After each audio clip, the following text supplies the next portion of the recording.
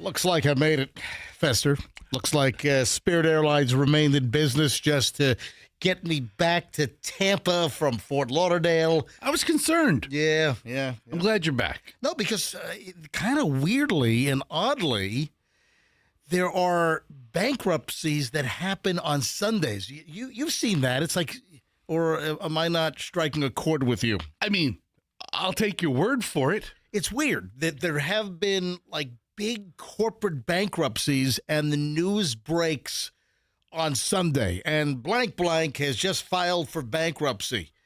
Look it up. Look, I'm not making it up. I believe you. I know that over the years, by the way, welcome everybody to the MJ Morning Show. I am MJ, along with Fester. Michelle's having a hell of an adventure up in New Jersey. Oh, my God. She's going to have some stories. Is she okay? Is she having fun at least? Is it stress? What is it? The child actor's mother tripped and fell on the broken walkway at the Airbnb and broke her foot, had to be rushed to the hospital, and smashed her phone to smithereens as she fell. And Michelle's got it. Then like two people almost hit her in the rental van. It sounds like a house of horrors, and then just a nightmare of a trip. So a vehicle actually hit her, but like no damage. It's a strange story. She took the insurance. She took all the insurance. She could essentially light that thing on fire with kerosene, and I think it's fully covered. That'd be a fitting end to this adventure. Michelle hasn't been here for a couple of days because she's helping Julian, our son, and Julian's girlfriend. Dude, you're yawning already. Yeah, I want to wake up. We're 3 minutes into the show. This is a wake-up yawn. But it's audible. I don't care. I can hear you. It's all right. It's a live show. Right. I don't have an off button here. Right. Get me an off button. We're working on that. Okay. I'm sure we'll get it by 2029. We're working on the off button. In fact, your friend Fred. Yeah. Fred Craig. Yeah.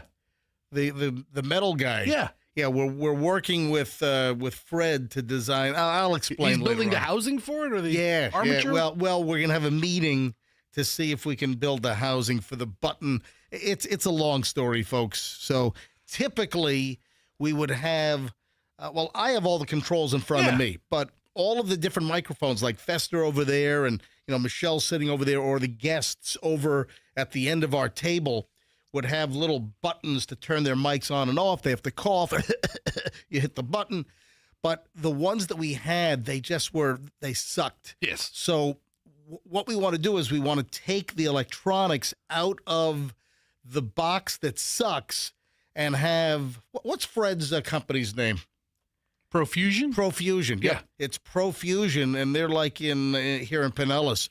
And, man, they've got some serious metal-making capabilities. So Fred, who you went to high school with. Yes, and he turned out to be very successful. Yep. And I'm here. Yeah. And so Fred's on call. Yes. And I'm trying to line it up to have a meeting with Fred with all of us and the engineers so Fred can make the metal box that looks good and works well. So we'll just take the electronics out and then refit them in a new housing. Yeah. So you can turn your mic off when you have to Yawn or cough or hiccup or whatever. burp or whatever. Or make your rustling paper noises as you open up packages. Stirring my ice cubes in my drink. Or whatever. mixing my coffee. Exactly. Back to bankruptcies. Yes. Hold on. So Michelle, we'll have a ton of stories from Michelle. When I don't know if she can talk on the phone today. She kind of sent me a text that it might not be possible. But we will get Michelle's stories from New Jersey and the college film shoot for NYU Film School. So, all right, back to bankruptcies now. And yes, I made it. I was able to fly out at 3:53 p.m. on Friday to Fort Lauderdale from Tampa International to go see my parents down in Fort Lauderdale. And I was able to make it back on my 8:03 a.m. flight yesterday, and I was just concerned that Spirit could go belly up either before I left on Friday or in the middle of my trip, kind of stranding me. I even shot a video. Did you see the video I shot on my Instagram? I saw. Did you shoot a video going both ways? No, just one way. So I shot a video one way leaving Tampa, and I was like a news reporter at the airport. I'm standing up and I'm right at the gate and you can see the airplane behind me and I'm doing like a full report and everything. What did I see where you were just like constantly bumping into like this large woman? What? The woman in front of you. Did you take a video of you walking down the... Yeah, but I didn't bump into anyone. It's like you got really close and then really far back and really close. No, I didn't bump into anyone. Okay. I shot video of me walking on the airplane, walking down the aisle. Anyway, the video is on my Instagram at Certified MJ Radio. Listen, I saw it for a nanosecond. What, drugs? Listen, I'm not living in your Instagram on the weekend. I'm not bumping into anybody on the airplane. I'll show you the video. I edited the video. I know you don't need to show me the video. All right, you're bent out of shape on this. Because you're like saying, I saw the video where you're constantly bumping into a lady. It's like she's far away, then you get up close. I swear to God, I don't care that much about you walking on a plane. I'm just walking. For the love of Christ, I swear. The video is on my Instagram. It's Certified MJ Radio if you want to take a look. Simple as that. Okay. All right, back to the bankruptcy thing. Yes. So I was concerned that Spirit could go belly up, go out of business while I was on my trip, and maybe I'd get stranded in Fort Lauderdale and not have a chance to get home because the reports from Bloomberg and Wall Street Journal and CNBC, this is late last week, that Spirit could shut down by the end of the week. And the end of the week is like Saturday. Yeah. Sunday starts the new week. All right, so back over to what I said about Sundays and bankruptcies, and you'd think, who files bankruptcy on a Sunday? Everything's closed. Courts are closed. I mean, the courts don't open up until Monday morning. But I'm telling you, over the years, I remember hearing, what do you have? Read it. Major bankruptcies are frequently filed on Sundays to allow the legal proceedings to be processed before financial markets open on Monday, minimizing immediate panic. There you go. Bed Bath & Beyond, Lehman Brothers. Yep. Famous bankruptcies on Sundays. I'm telling you, just being observant and just breathing and living and having ears and eyes, I know that over decades, I remember hearing about major bankruptcies of major companies happening on Sundays. I'm like, originally, I'm like, what the hell, Sunday? I mean, gee, it's closed. Nothing's open on Sunday. I mean, it makes certainly sense. The courts and municipalities are not open on Sunday. But they file it to minimize the financial disruption. You go. Well, that is the answer. I knew there was a reason why there are some bankruptcies. What do you just email it? Yes. Put it on the fax machine? I mean, yeah. Don't you love places that still require fax machines? There's certain things, I think it's like medical records in some cases, and there's weird crap where, yes, we need a fax on that. What do you mean you need a fax on that? We threw our fax machine combo HP printer unit out 6 years ago. I think it's only doctor's offices. Yes, we need a fax on that. Who the hell has fax machines anymore? I don't know. Anyway, did we leave anything dangling in the opening segment? I don't think so. We talked about Sunday bankruptcies. We talked about your flight. We fought about something stupid. And because you're telling me that we're going back to it. You're telling me I have a video where I'll show you the video. You don't need to show me. I'll show you the video. You're telling me that I'm constantly bumping into a lady. I'm not bumping into any lady. All right, just getting rolling. It's going to be a very, very entertaining and busy Monday morning on the MJ Morning Show. Oh, when we get back, I got a warning. Got a warning for the police on something that's 10 times stronger than fentanyl. Also, the Elon Musk proposal. All right, I'm very confused. A big Elon Musk proposal, and it's like, wait, are you on something 10 times stronger than fentanyl right now? All right, hold on a minute. And the paradox here is just ridiculous. All right, back in a second, and you'll find out in minutes. All right, 6:11 at the MJ Morning Show. Let's grab traffic. MJ Morning Show back in moments. The right lane is closed for...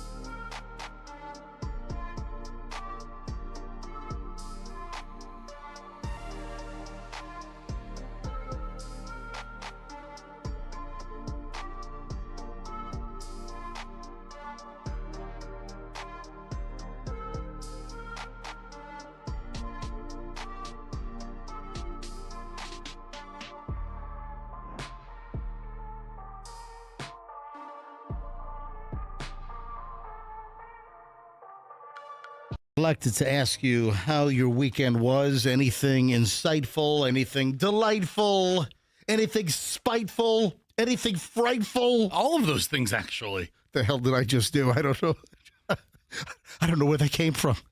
I have no clue. Anything of note? So Saturday, Yeah.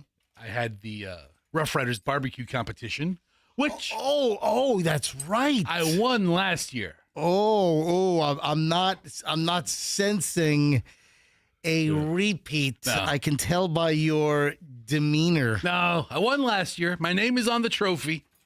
It's like the Stanley Cup of Rough Riders barbecue. Or your name lives on the trophy forever. All right. Well, hold on to the story because Yes. I have stuff I want to do here, and I think this deserves maybe a little larger primetime audience. I appreciate Plus, I don't mean to disparage the early adopters. That's okay. All right, give us a little taste here. So you didn't win? I finished second place in desserts. What? I make a great dessert. But hold on a minute. It's a barbecue competition. There's ribs, appetizers, side dishes, and desserts. There's 4 categories. Ribs, appetizers, side dishes, and desserts. And sauce.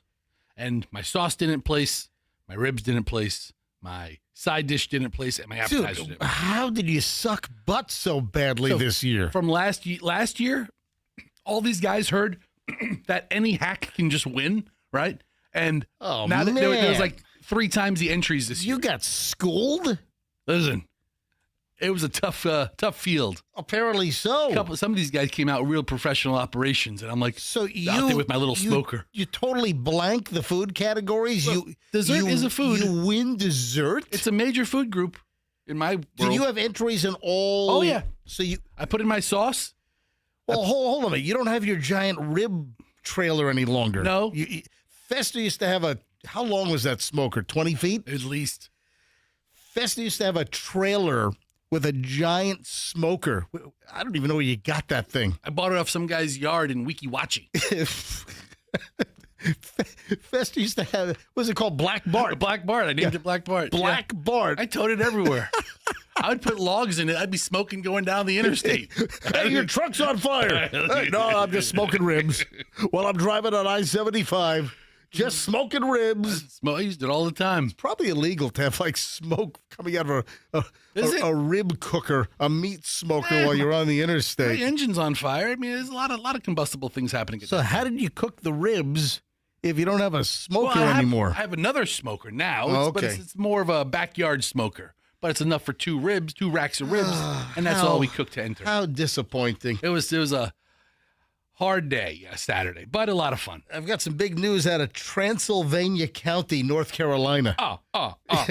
Did you know there was There's a Transylvania University or Transylvania College. I'm from Virginia, or, a good portion of my growing up life is in, southeastern Virginia in the Norfolk, Virginia Beach area. Yeah. So, I know a lot about North Carolina, and I think maybe I recall that there might have been something Transylvania-ish. There's Transylvania University in Lexington, Kentucky. That whole hillbilly Appalachia area has a lot of ties to Transylvania, in addition to actual, Transylvania with the castle and Dracula and all that stuff. So sheriffs and deputies in North Carolina, and the latest is out of Transylvania County, they're warning of cyclochlorophene, a synthetic opioid 10 times stronger than fentanyl. What? You know when you get the reports that, we had a fentanyl bust, it was enough to kill 9 million people? Yeah. So what is this, like this little fentanyl or cyclochlorophene, whatever the hell, what? Now, it's strong enough to kill the earth 12 times over? I mean, what? Pretty much. Western North Carolina sheriffs, so multiple sheriffs, are warning the public about a new synthetic drug they say is more potent than fentanyl. So you have the McDowell County Sheriff's Office. You've got Transylvania. How many more times deadly is it than the fentanyl? Oh, here comes the count from Sesame Street. A 1, a 2, No, keep going. 3, No, keep 4, going. 5, No, keep going. 6, No, keep going. 7, No, keep going. 8, No. 9, No. 10. Yes. 10 times as deadly. Thank you. Oh. Thank you. The count from Transylvania County, North Carolina. Yeah, so multiple sheriff's offices and deputies are warning about cyclorophene. I got to pronounce. I'm looking at this thing. It's Cyclorophene. it's cyclorophene is the drug, and they've been warning everyone on social media. It's been linked to multiple overdoses. How many? Stop. 10, 20. Multiple overdoses.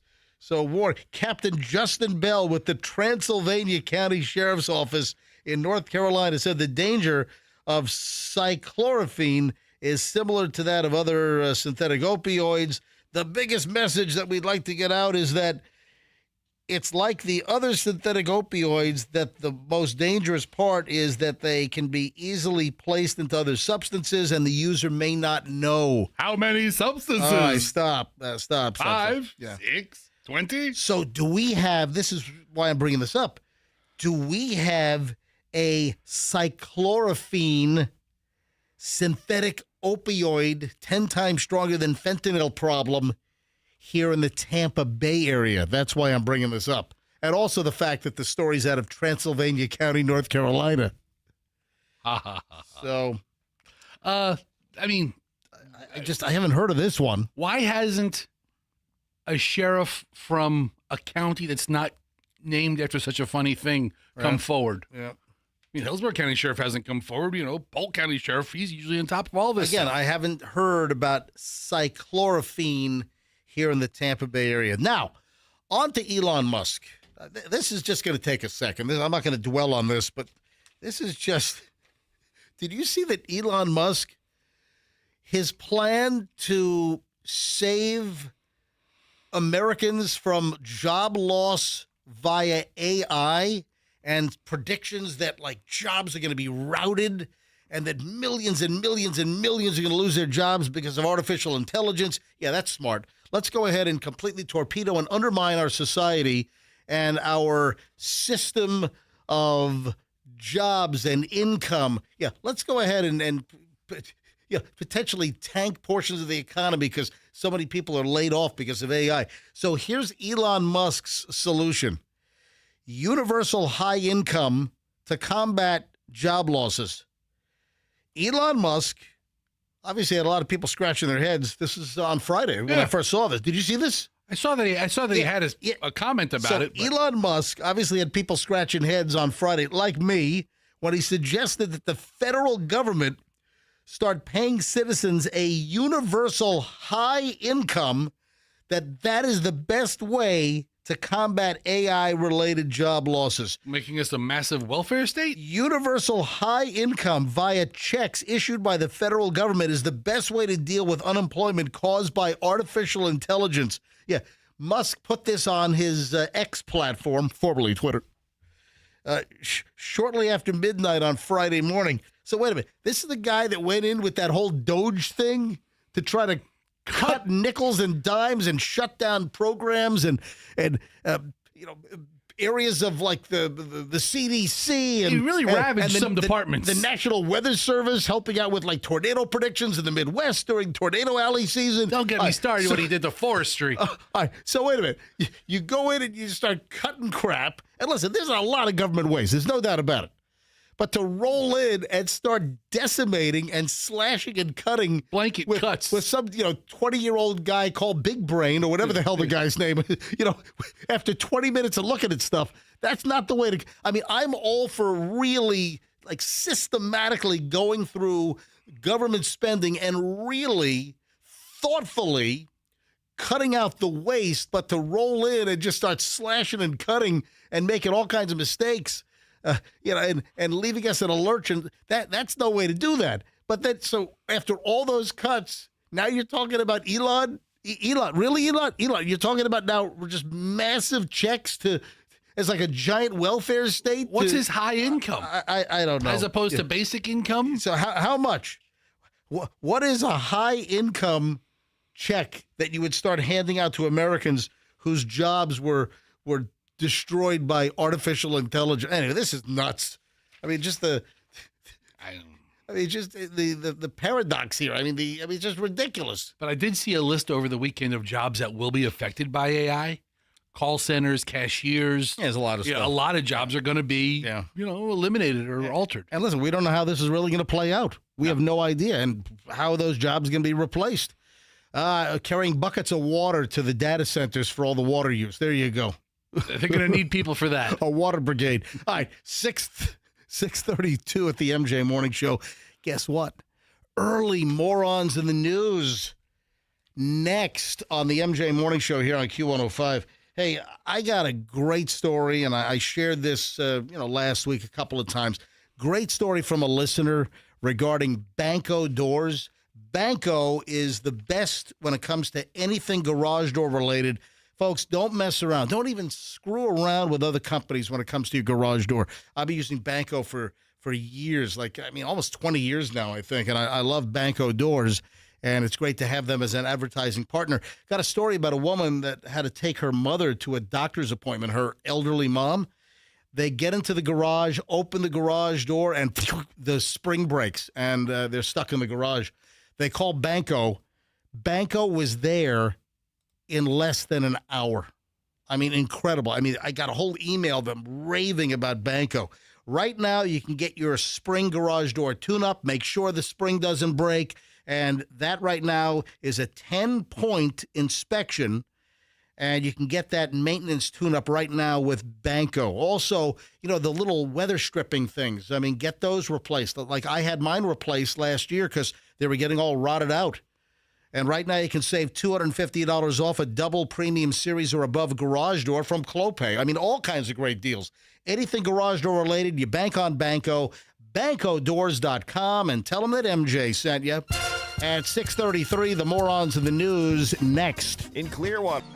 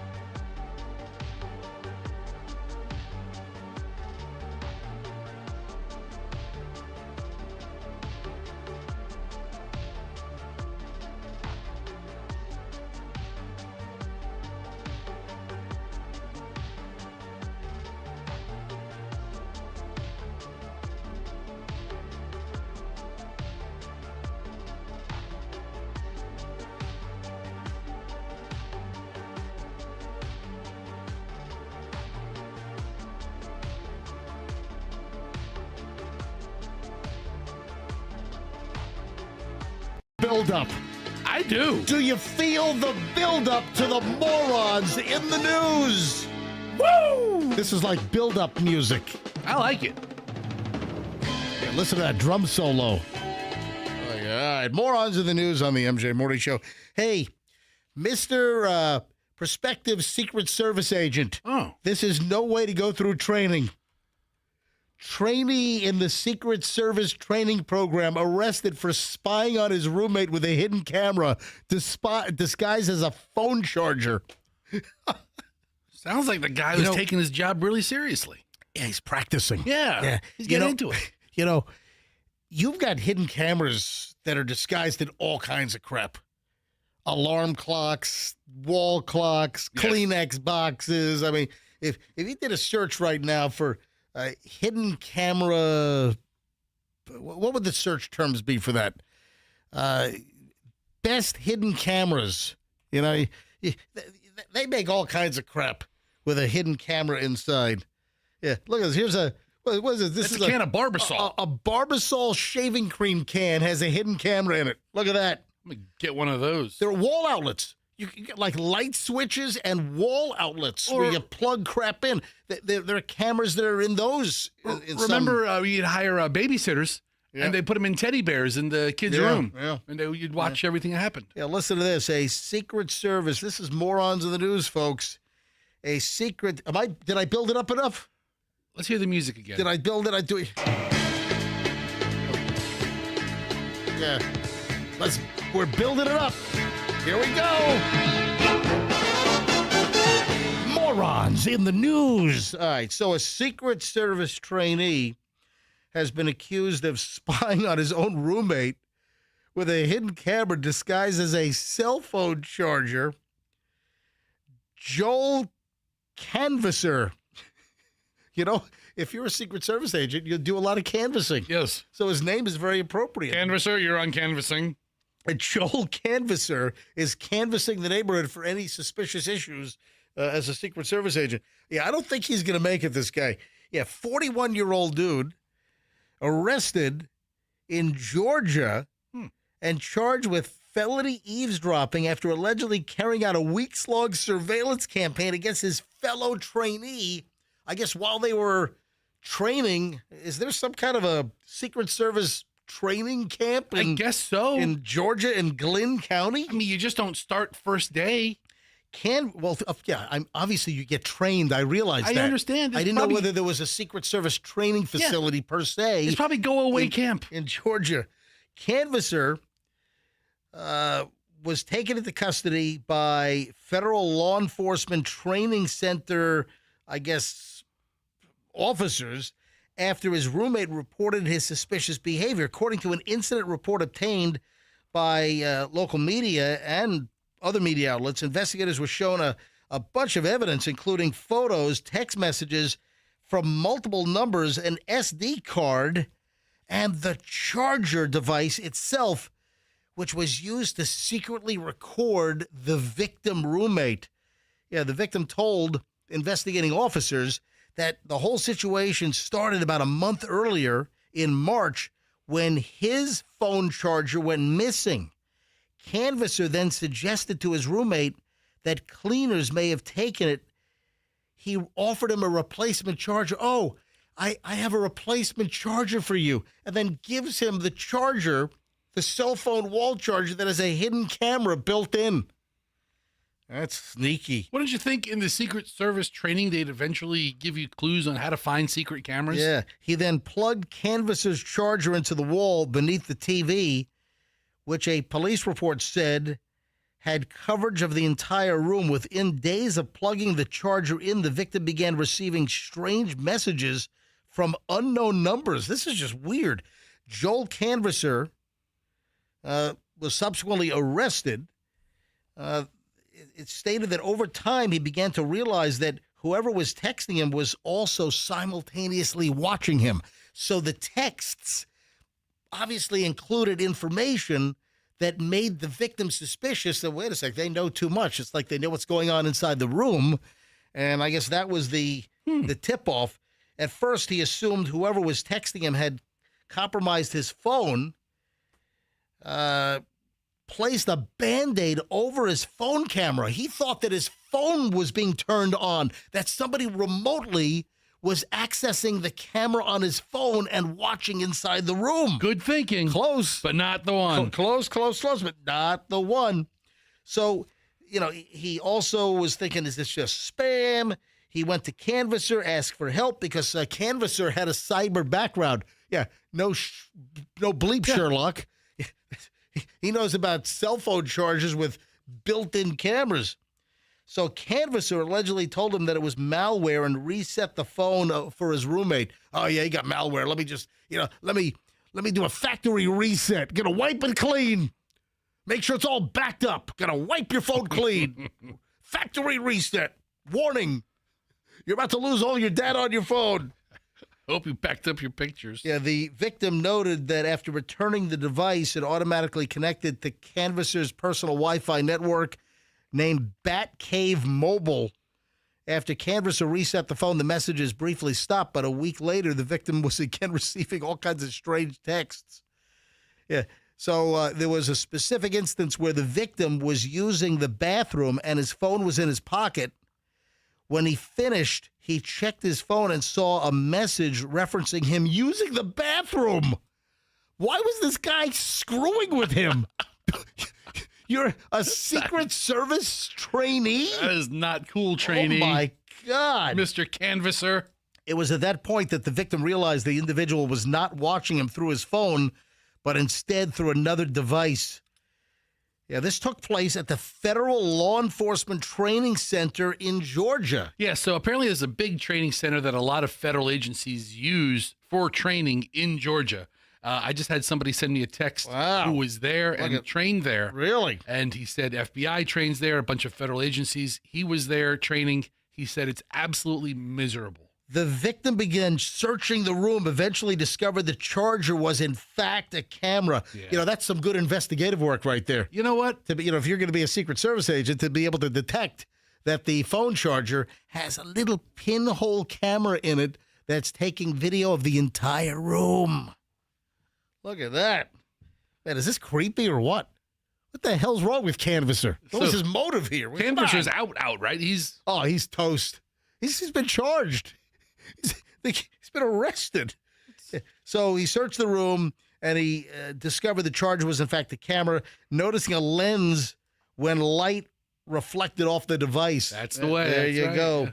Yeah, he also told investigators that Canvasser had entered his room multiple times while he was asleep, prompting him to begin locking up his belongings. Yeah, this is a dude you want working for the Secret Service.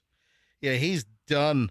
Can't we send him a desk duty for the DMV or something? No, this guy's toast. Oh, Canvasser. Yeah, so officials at the Federal Law Enforcement Training Center reported the incident to police.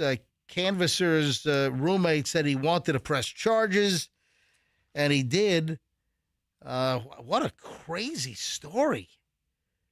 Yeah, before applying to be a special agent with the Secret Service, Canvasser was a civilian analyst assigned to the Office of Strategic Information and Intelligence, which monitors and assesses threats to the president and other individuals under Secret Service protection. All right, so he was in the fold. Oh, yeah, he was as a civilian, but then wanted to go for training to become an actual federal officer. What a complete nutbag.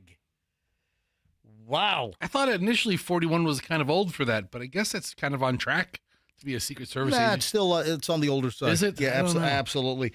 Secret Service Deputy Director Matthew Quinn called the charges against Canvasser deeply troubling, adding that he commended the swift actions of the trainers at this federal training facility. That is nuts. Wow. Hey, do you remember the guy that smashed a Mustang through the fence at that airport over in Deltona on the other side of the state? Yes, but I don't remember a lot about it. And then he pulled out his pants and started whizzing on the runway and everything. Well, he's been charged. Yeah, total moron in the news. The guy accused of driving that blue Mustang through the gate, smashing through a fence at the, it was Daytona Beach. It was not Deltona. It was Daytona. Smashing through the fence at Daytona Beach and trying to get on various planes. He's been indicted by a federal grand jury. The Department of Justice said late last week that Brian John Parker of Holly Hill is being charged with damaging, destroying, or disabling airport facilities and entering an aircraft or airport area in violation of security requirements. He could spend 30 years in federal prison. He's an old man. If convicted. Oh, this guy could die in prison.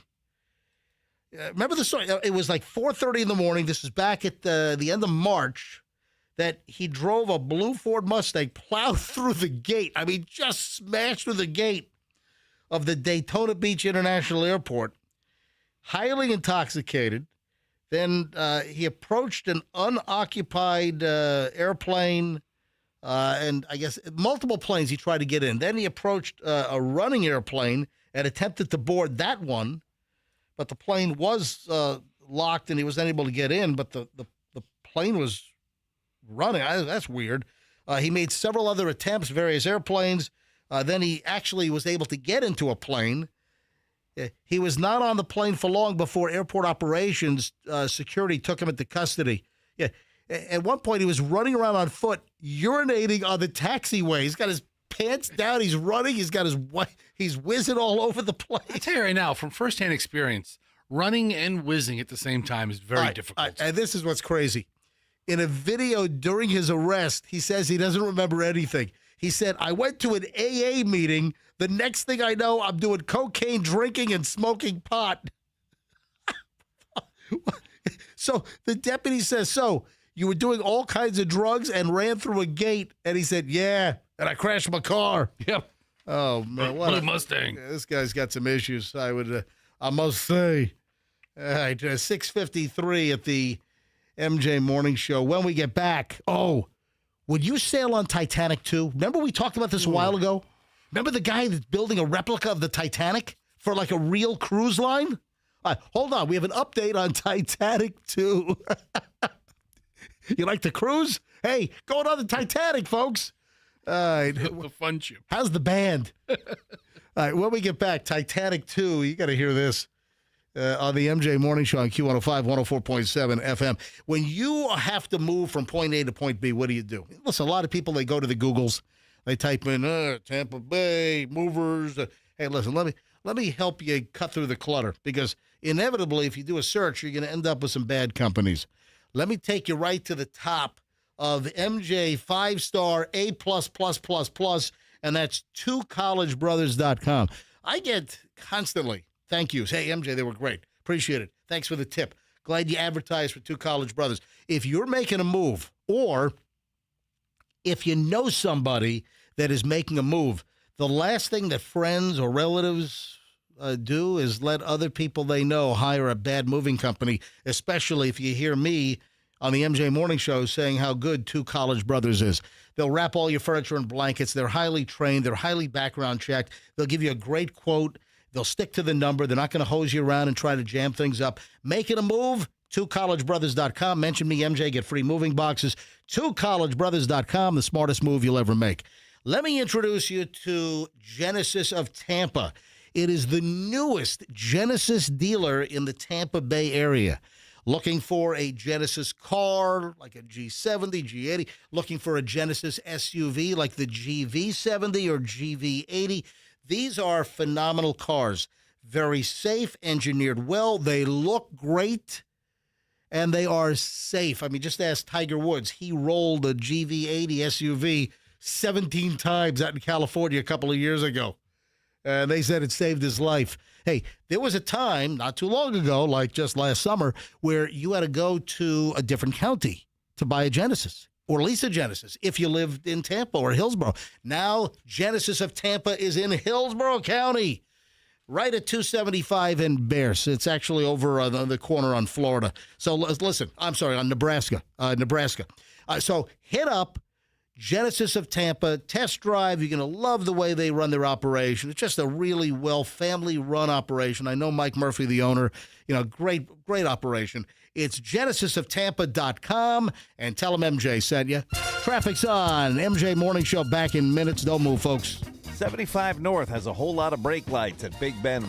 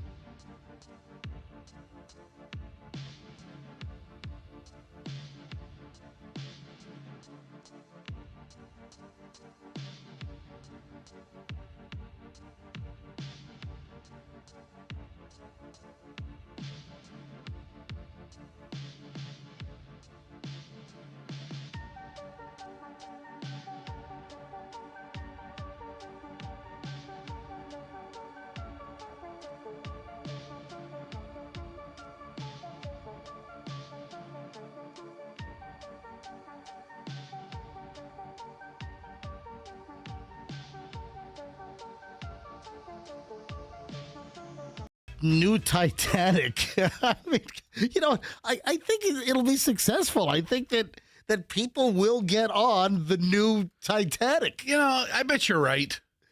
I mean, it's going to have all the modern safety features. Oh, by the way, I hope that the Tampa Bay Lightning are not the new Titanic.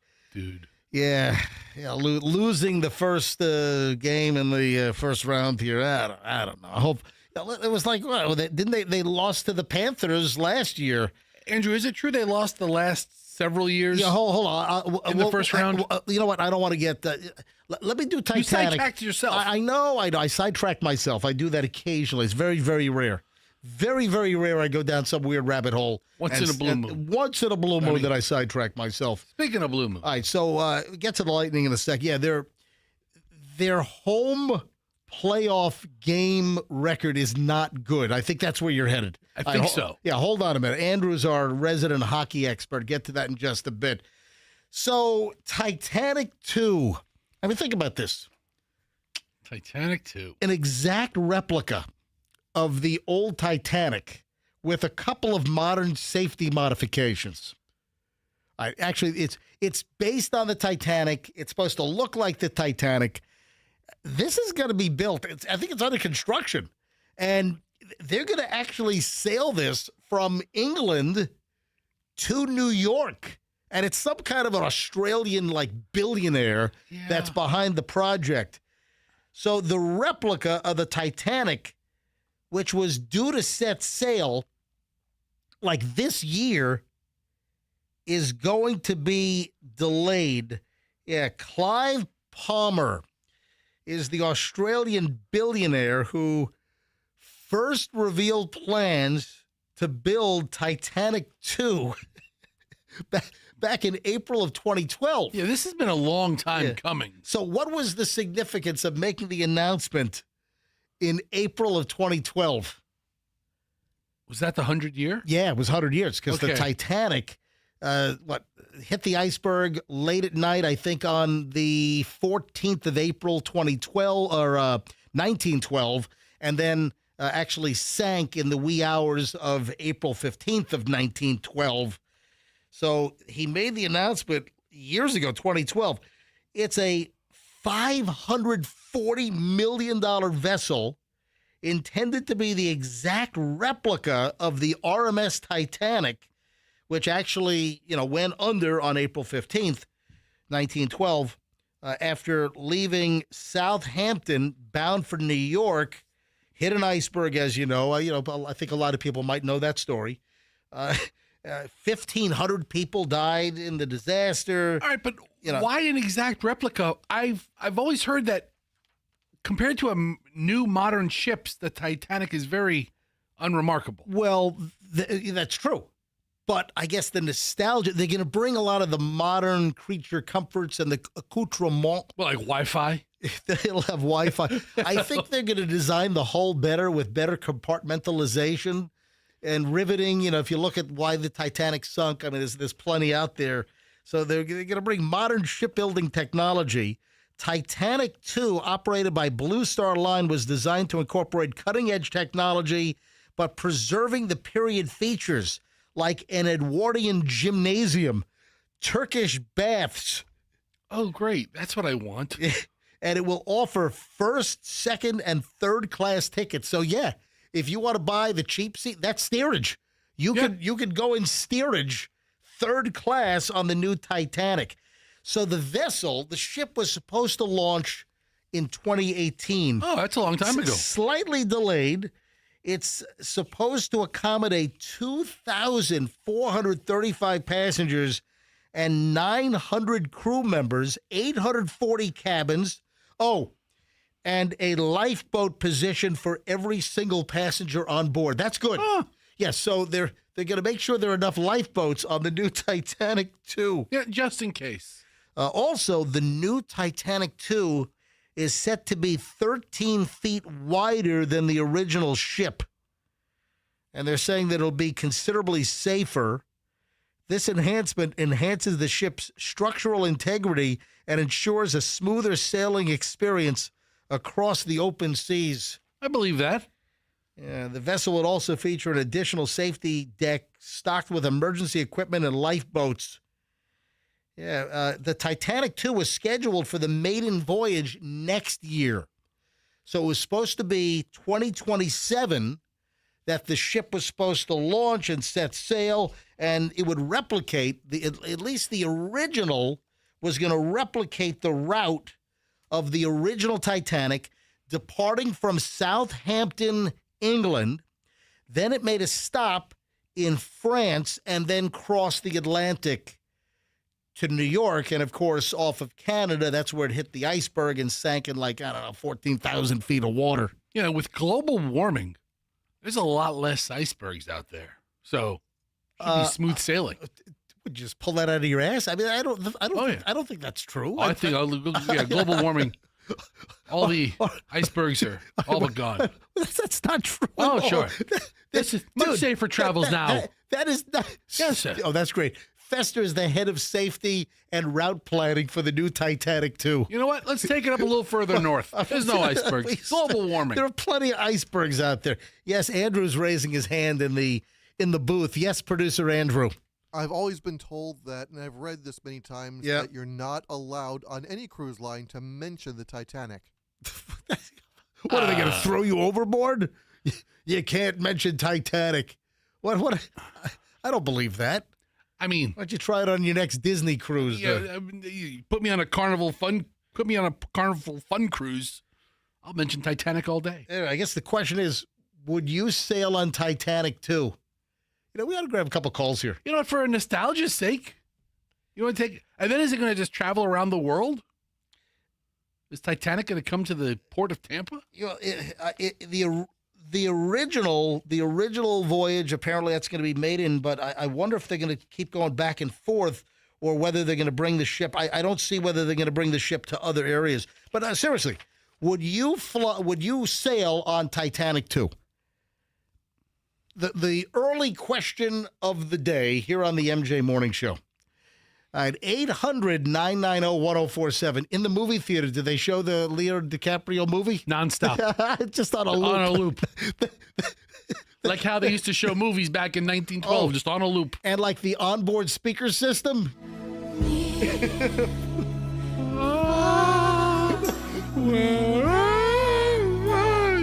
This is just playing on the speaker system. Nonstop. Throughout the ship. If you call to make a reservation, this is the hold music. All right, let's grab some calls here. Just a quick question. Would you sail on Titanic 2 once it's supposed to launch? Yes or no? Look at the phones are all lighting up. 800-990-1047.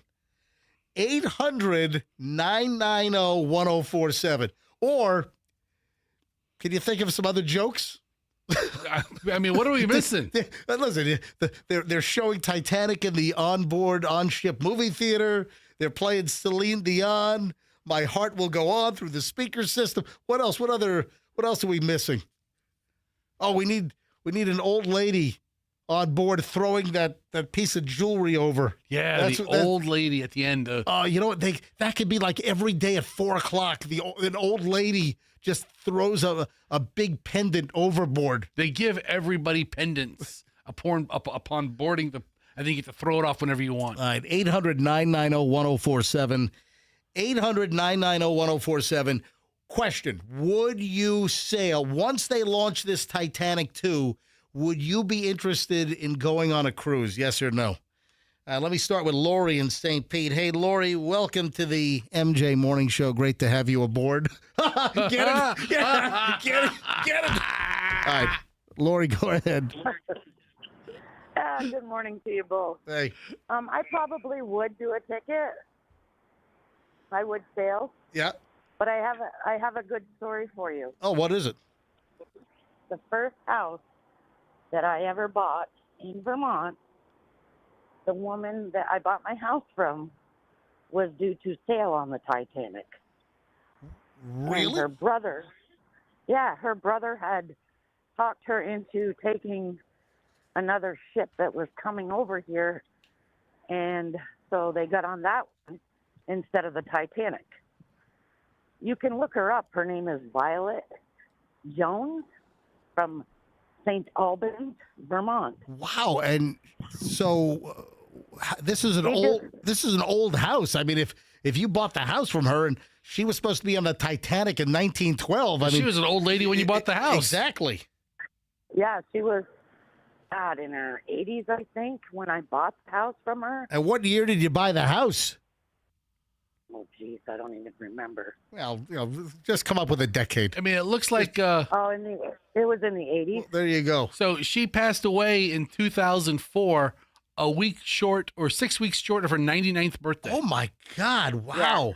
Yep. That's a great story. Exactly. Thank you, Lori. You know what would have been a better story if she was the actual unsinkable Violet Jones. No, or if she was the old lady that threw the medallion over. Yes. Yeah, Rose. Rose. Yeah, it was Rose. Violet Rose. Oh, it's a flower. Oh! It's a flower theme. This all works out. Could have been Petunia. That was the ugly sister. Jill in Port Richey. Jill, you're on the MJ Morning Show. Hi. Good morning. Jill, would Yes, you of course go ahead? Okay, you know who I am. I'm the teacher, the old lady teacher. And I would go only on one condition, that Leo DiCaprio would go with me. There you go. Oh, there you go. There you go. That sounds like Yeah. a good time. You know what, Jill? How old are you again? You're like 80 something, correct? I think I'm 100. I'm 82. 82. One of the oldest public school teachers in the state of Florida at 82, up in Pasco, right?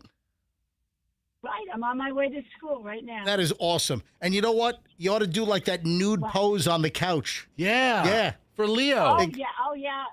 Definitely, I'm up for it. That's what you ought to do. Jill, it's always great to hear from you. Thank you, Jill. See, she'd be perfect. All right, let's grab Matt. Matt is in Tampa. Matt, would you sail on the new Titanic 2 when it launches in a couple of years? Yes, but the disclaimer is I would not sail on the maiden voyage. Good call. Oh, yeah. You know what? That's a good one. Yep. And you know what? But the maiden voyage, are they going to do it over the same time period? Is it going to launch in like April, like second week in April? And are they going to have it cross at the same time, like the 14th and 15th of April? Matt, that's a very good point. Excellent point. All right, two more calls and I got to move on. Richard in Ruskin. Richard, would you sail on the new Titanic once it launches in a couple of years? No, I think it might be boring. There's nothing to really see out there. I like the ones where you've got some things that you can see on the way to your destination. Oh, yeah, there's not going to be like a roller coaster on board or, all the other things. I mean, he brings up a good point. I mean, the expectations for entertainment now are much different. I mean, I don't think the Titanic will have their own private island where they can, dock for the day, like a fun day at Coco Cay or whatever they call it. Yeah. Well, listen, thank you, Richard. You have a phenomenal day. Last call on this, Plant City and Caitlin. Caitlin, what are your thoughts on sailing on the new Titanic once it launches? I would say no because the fact that that they had ice back then, but I also would also say no with the whole weather because again, there might not be any ice, but there could be bad weather and the ship might tumble over by the waves. It's a very modern ship. Ships go through bad weather all the time. Caitlin, how old are you?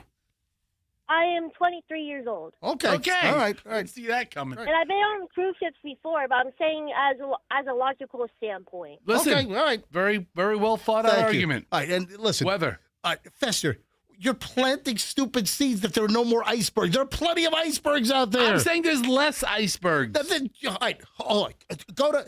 Actually, I you don't think without looking it up? You don't think there's less icebergs now than there were 100 years ago? Go to the Googles. All right. Are there less icebergs or more? I'm going to be fair. Icebergs today now than 100. I mean, do they really have a count of how many icebergs? I bet you they do. Listen, there are still plenty of icebergs. There are generally less icebergs and significantly less permanent sea ice now compared to 100 years ago, particularly in the Arctic. All right, well, there are plenty of icebergs still out there, is the bottom line. So after this initial cruise, do they go to Key West? Do they go to Cozumel? With the Titanic, I mean, are they going to start doing fun routes? No, the deal is you gotta the Titanic's gotta go in cold, like northern Atlantic routes. I mean, that's the what's going to happen in July though. I mean, you know what? I don't want to go to England. I want to go to Cozumel. I want to go to that fun island they have. I want to go to like Guy Fieri's Burger Bar that they have on the Carnival. That's what I want. Head south and just crash the Carnival. Don't like some of the cruise lines have their own islands? Yeah, that's what I'm saying. Just crash. Those are great. Just ram the island into Titanic too, is what I'm thinking. All right, 7:18 at the MJ Morning Show, rolling up on 7:18. All right, when we get back, we start an hour and 20 minutes plus of nonstop MJ. I don't think I can get Michelle on the phone. Why not? Because she's like, it's like the last day of shooting on this student movie that Michelle's helping out with Julian and Julian's girlfriend. But man, there are some stories. There are some crazy freaking stories we got to get into. All right, when we get back, I'm having all these fake Ronald McDonalds pop up on my Instagram. Are you seeing the folks that are like dressing up as Ronald McDonald and then going into McDonald's? No. Yeah. But I want to. So Eric, you know the comedian Eric Andre? Yeah. He started this like years ago. He shot a video, which I don't even think ever made it to air. I think that the lawyer, was he on, what did he do? He had something to do with, was it, he was, what's the comedy network? The Comedy Network? Yeah, was it Adult Swim? He had some show or something, and I want to say that they shot a video where he dressed up as. I mean, I have the clip. The clip was subsequently released, but lately people are doing copycat fake Ronald McDonald's. But also, I want to morph this into the Provocateurs. Adult Swim. It was an Adult Swim? Yeah. And that was on Comedy Network, right? Yes. All right. So you have all of these provocateurs these days that are just trying to piss people off, get them on video, make them the butt of the joke, then put their videos on their social media and their YouTube channels. There's a lot of this crap going on. And something's going to happen. I'm going to explain. There are a couple of well-known individuals that are just provocateurs, just trying to piss people off. And I'm telling you, we're headed into an era where the people that are just trying to tick people off and get in people's faces just to record content, there's going to be some meltdowns, and some things are not going to end well. And I'll explain coming up. But also all these fake Ronald McDonalds suddenly popping up in my feed. All right, hang on. We'll explain it all next, and a whole lot more, because we have an hour and 20 minutes. You just like made a grumbling, belching noise internally. I didn't open my mouth. I thought it would be more quiet. I heard it, though. It was a throat burp. It was a throat burp. I know it was a throat burp. Sorry. I heard that. All right, 7:20 at the MJ Morning Show, and we're back with an hour, 20 minutes nonstop MJ. Next, don't move. Veterans Ford. They have real deal pricing. This is brand new, folks. You might have heard me mention this last week. You know, the Federal Trade Commission is cracking down on car dealer disclosures. And Veterans Ford just getting ahead of the game here. And Veterans Ford has just introduced no games, no surprises, just real pricing. At Veterans Ford, all dealer fees are included. The only thing that remains is the tax and the DMV registration. That's it. All dealer fees are included. No hidden charges, just honest and upfront. And then you couple that with you walk into Veterans Ford and you say, hey, I want the MJ deal. That means that no other Ford dealer in town is going to give you a better price. You will get the best deal at Veterans Ford on your car, truck, or SUV when you walk in and tell them you want the MJ deal. You can get rebates up to $7,000 right now, rates as low as 0% financing for 72 months. All kinds of great pricing right now at Veterans Ford, Linebaugh, and the Veterans Expressway, and tell them that MJ sent you. If you have a slip and fall, what do? You're at a store. I mean, listen, it might be a store you like, and, you might feel, bad about suing them or hiring an attorney. But listen, if they've left you in a lurch, if they've left a booby trap in their parking lot or in the store, if you slip and fall, if there's something that falls off a shelf, if you're hurt inside a place of business, and you've got medical bills, you've got, injuries, and your life is derailed, you deserve to recover. Speaking of right the ship, write your little personal Titanic, make it right side up. You call the Kemp Law Group. So the Kemp Law Group for accidents, car wrecks, idiots that run into you. They're also slip and fall specialists. Accident or fall, you call Kemp Law. KempLaw.com, and tell them that MJ sent you. Traffic's on. The MJ Morning Show returns with a long hour, 20-minute plus chunk next. 275 South.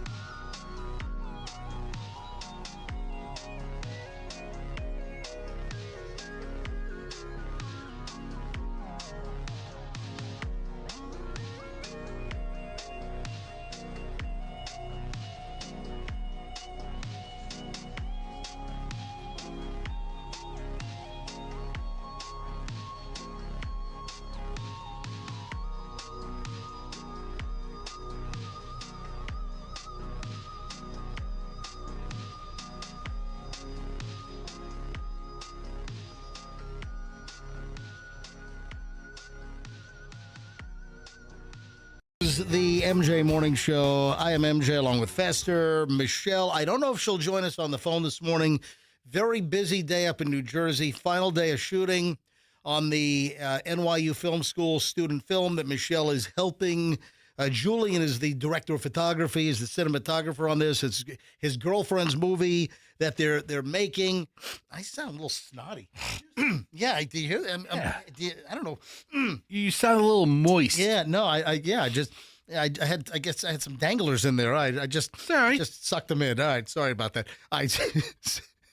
So I don't know if we're going to talk to Michelle, but Michelle will be back later this week. Yeah, so she's going to be back she'll be back tomorrow after the show. She flies in, but then I've got to be out on Wednesday because I got to fly to Topeka, Kansas, which there is nothing happening in Topeka, Kansas. Topeka, Kansas? Yeah, I got to fly to Topeka, Kansas for like 24 hours. The only thing happening is the TV shoot I've got to do at a studio out there. That's it. You're not going to believe this. What? I had a listener from Topeka message me over the weekend. Right. They want to know if they could meet you. Okay. Who is it? I got to find it. Just let me know later. Hey, yeah. Later this week, probably Thursday, folks.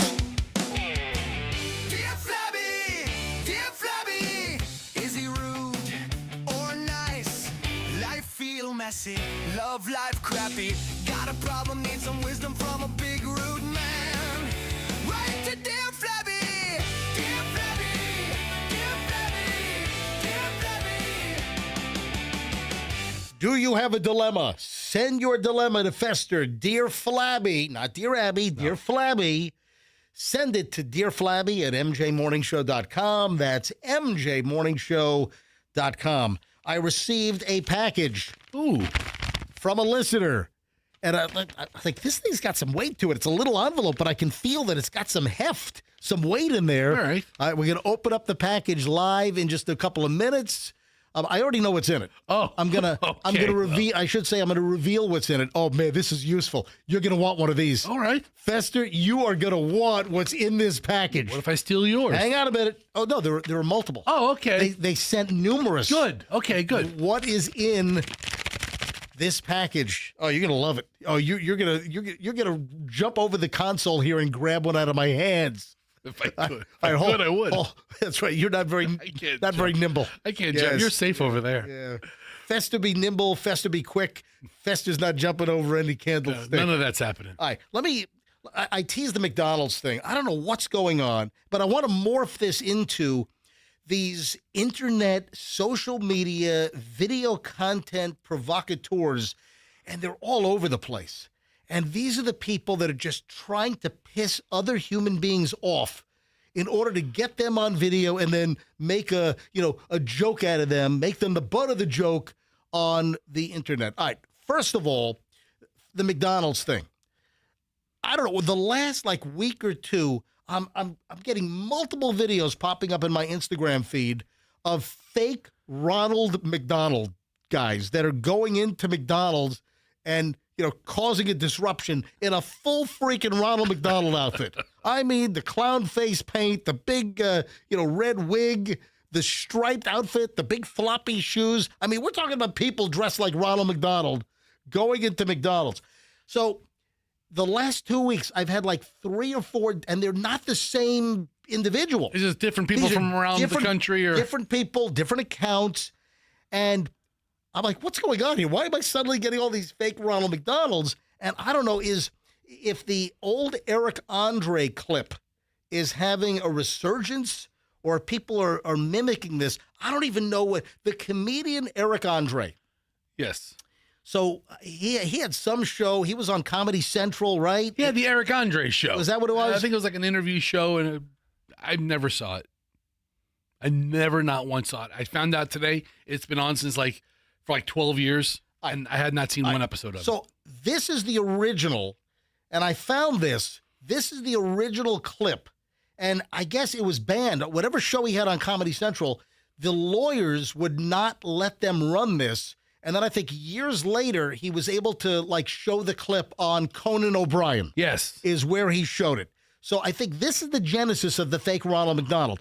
He shows up in full Ronald McDonald gear, walks into a McDonald's and like starts bossing people around like he's the boss. Here, listen. I know that you've occasionally shot things that were not allowed to be aired. Yeah. You shot something, you wanted to air it. Yeah, we shot this bit where I dressed up like Ronald McDonald and I went into a McDonald's.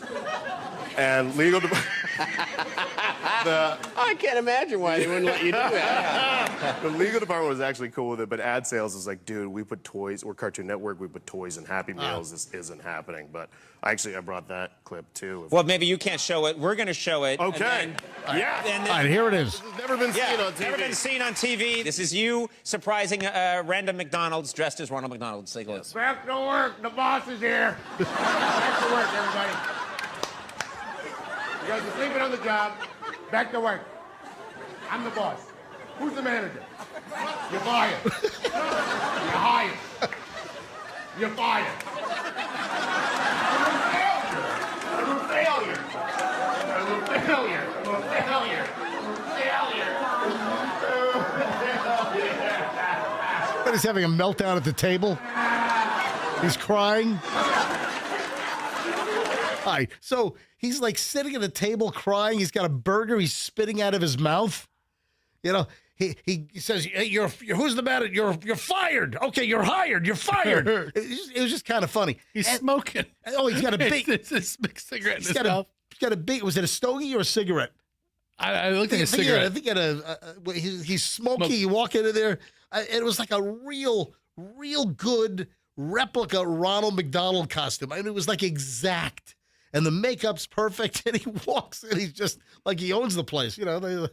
So for whatever reason, the last couple of weeks, I have like 3 or 4 same stunt, the same prank that are new, that are showing up on my Instagram feed.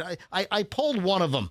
I'd say here's another a copycat Ronald McDonald. Hey, you don't come to my franchise, ask for a water cup, and then get a Coke. That's up. You're with the family business now, homeboy. Get the out. So this is a guy that's a little aggressive. This is a guy dressed as Ronald McDonald yelling at somebody for getting the free water cup, but then filling it with a fountain drink. Which, by the way, McDonald's is about to solve all that because they are moving toward putting all of the drink machines behind the counter to curtail aggressive free refills. Whatever. And drink theft. So I don't know what it is. But then I'm like, you know what? This is even a bigger thing. It's the social media creators that are really becoming menaces out there. And, you know, what prompted me to bring this up is I saw a story about a TikTok influencer that has 10 million followers that's now been banned from a park in Minnesota because he would go into the park and record videos just like taunting people and then posting crap on social media just for content and for clicks and views. And hey, that's how they're making a living. But there's a ton of this stuff. You have a bunch of these provocateurs. For instance, have you seen the people that are just recording people in public? Just standing like on the public right of way outside of like a shopping center. And then they get into altercations. Let me give you the rundown. There's this one guy, and this pops up in my Instagram feed. The dude stands on the sidewalk at the ingress-egress part of a shopping center. So you've got a supermarket inside, all kinds of stores in the shopping center, and the dude is on the public right-of-way on the sidewalk, and as people are pulling in, he's like deliberately like holding the phone out and videoing them and videoing their vehicle, and you have people that will then pull over. Hey, what are you doing, man? What are you here for? And stop, and then get into like a whole freaking fight with this guy. And he's videoing the whole thing, and people are like, hey, I'm going to kick your butt. And that's what he's looking for. He's looking for the engagement. He's looking for the fight. Exactly. Then I know you've seen the Cartnarks guy. I mean, that dude is going to get shot. That dude, and it's all about just provoking people. The Cartnark dude, what are you're kind of going, All right, so I think the Cartnark is like a vigilante hero.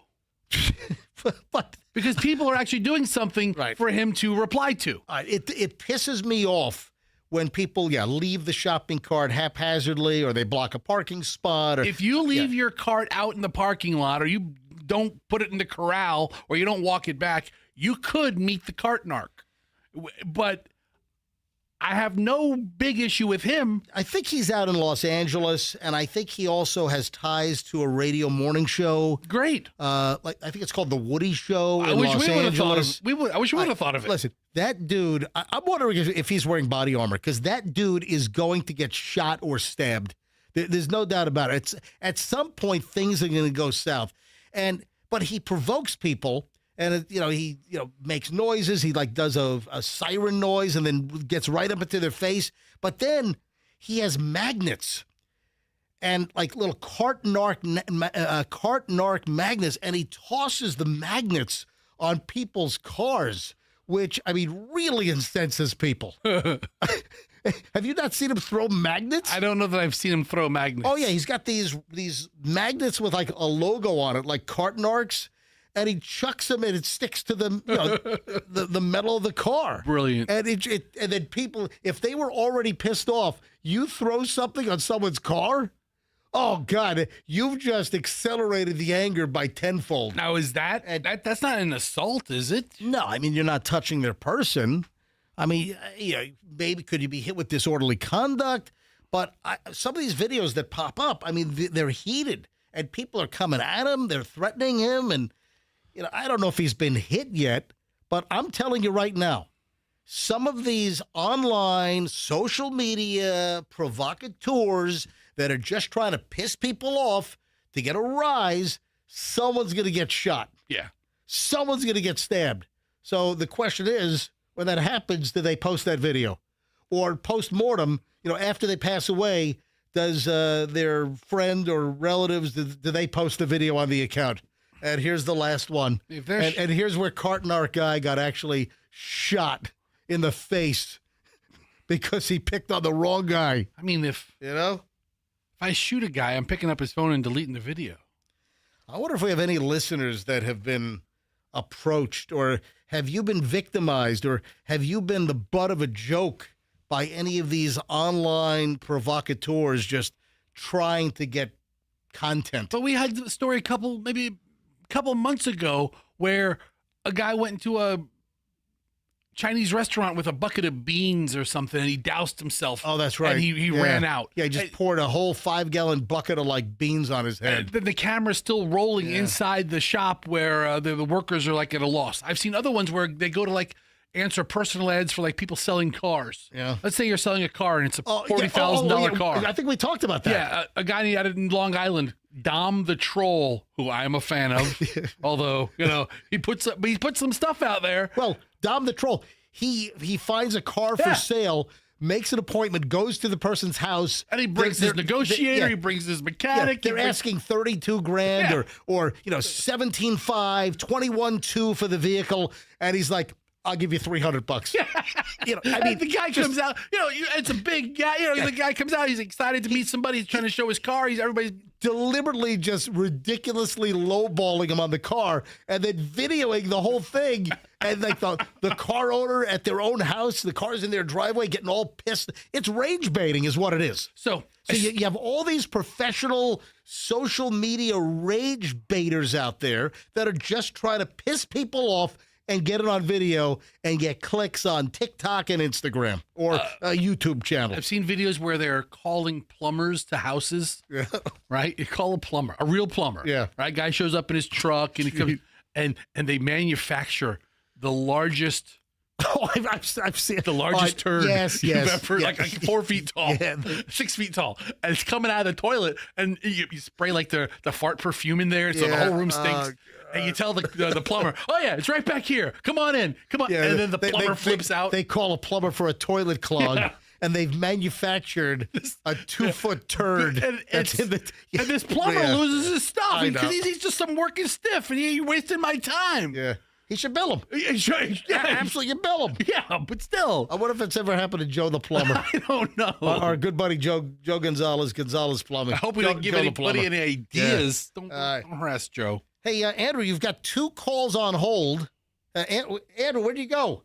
Is he there? Did he leave? And he disappeared. I think he quit. The phones are ringing. I've got 2 calls. He's coming back. He's coming back. Andrew, why'd you disappear? Where'd you go? Because I don't have a printer in my room. Okay, well, easy now. We don't yell. Dude, Easy. He has around to go to the printer. He's going to snap and shoot us one day. I think he... Yeah, oh, hey, what do you have for me?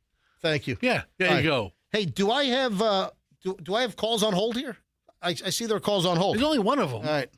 Who's it? No, there are 2 calls on hold. What did he hand you? Anything important? Jury acquits man of main charge in Virginia mall shooting of YouTube prankster. A jury found a delivery driver not guilty in the shooting of a YouTube prankster who followed him around the food court at a mall. Earlier this year, Alan Coley was acquitted of aggravated malicious wounding in the shooting of Tanner Cook, who runs Classified Goons on YouTube. The jury was split. Cole pleaded not guilty, said he was acting in self-defense. So what's the story here? The story was that a YouTuber tried to put somebody in a pickle. The guy pulls out a gun and shoots him and gets off. All right, so there have been shootings already. There have been provocative shootings. Anyway, all right, moving on to the package. All right, Fester, you're going to love this. I want to thank, there's a little note in here. I want to thank, let's see, what's her name? I want to thank Barbara Bush. You know what? I'll tell you right now, a very classy first lady. It's actually a hyphenated last name. It's Barbara Friedel Bush. All right, maybe it's a different Barbara Bush.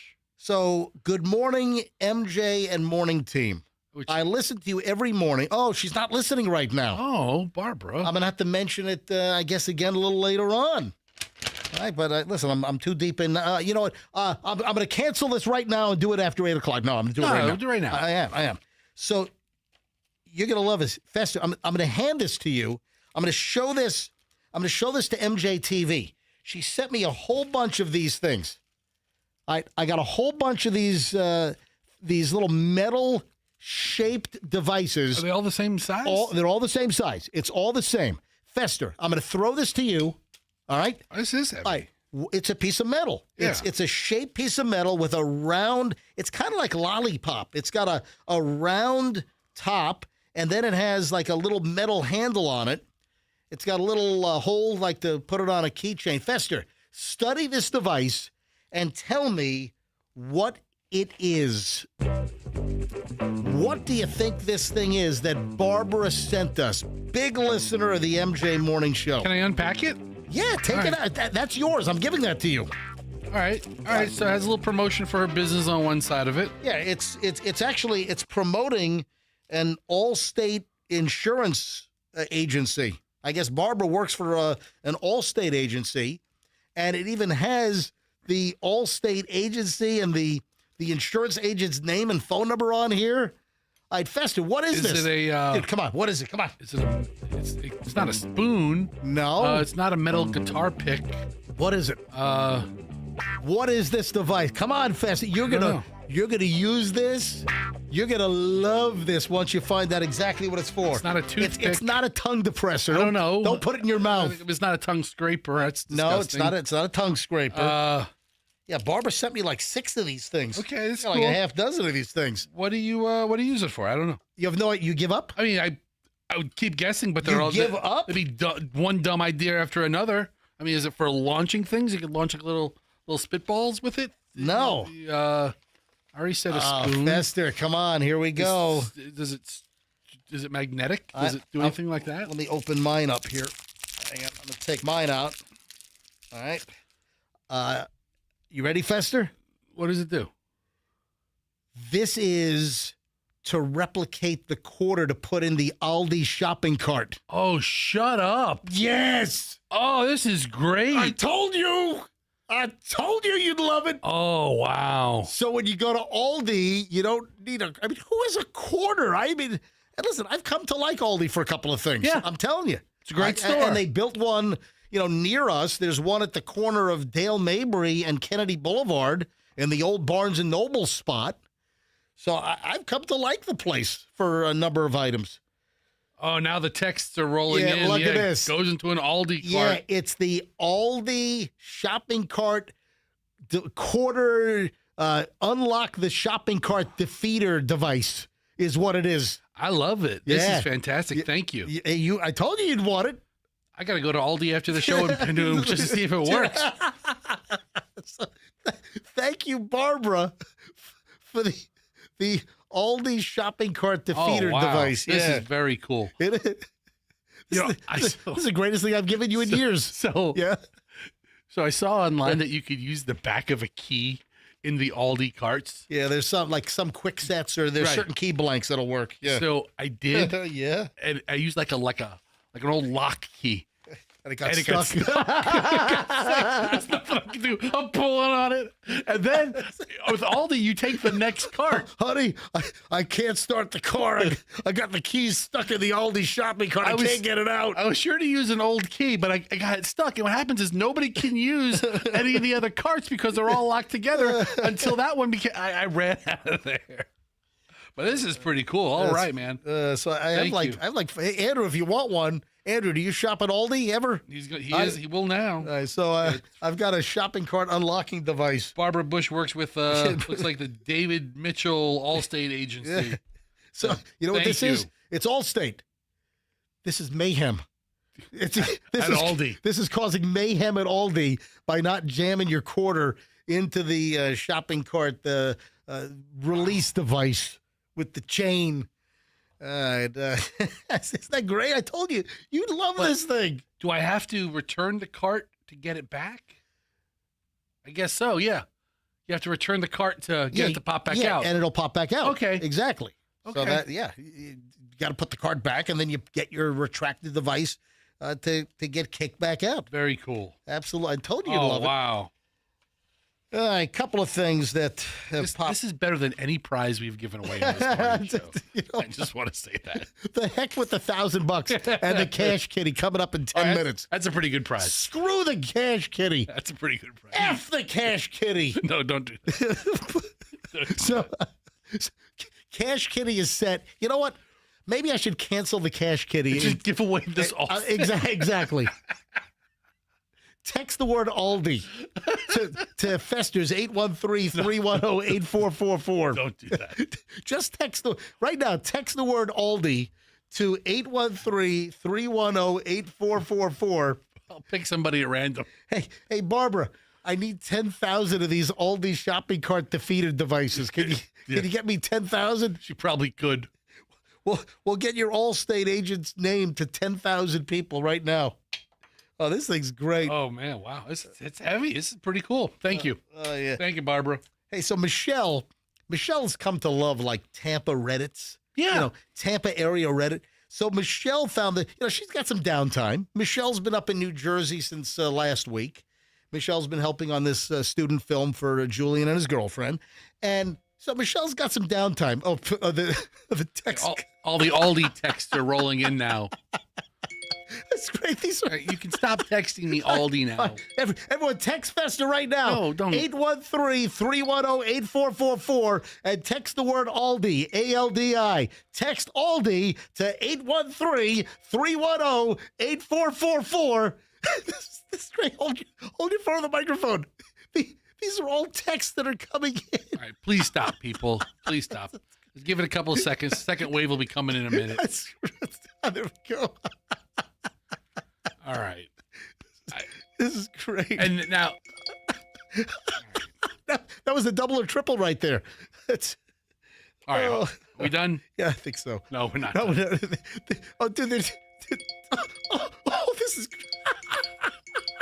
These are all texts coming in for the Aldi thing. I turned your phone off. Oh, now they're out of control. This is what you get. Now it's out of control. I'm going to make you suffer. This is hysterical. Oh, listen to this.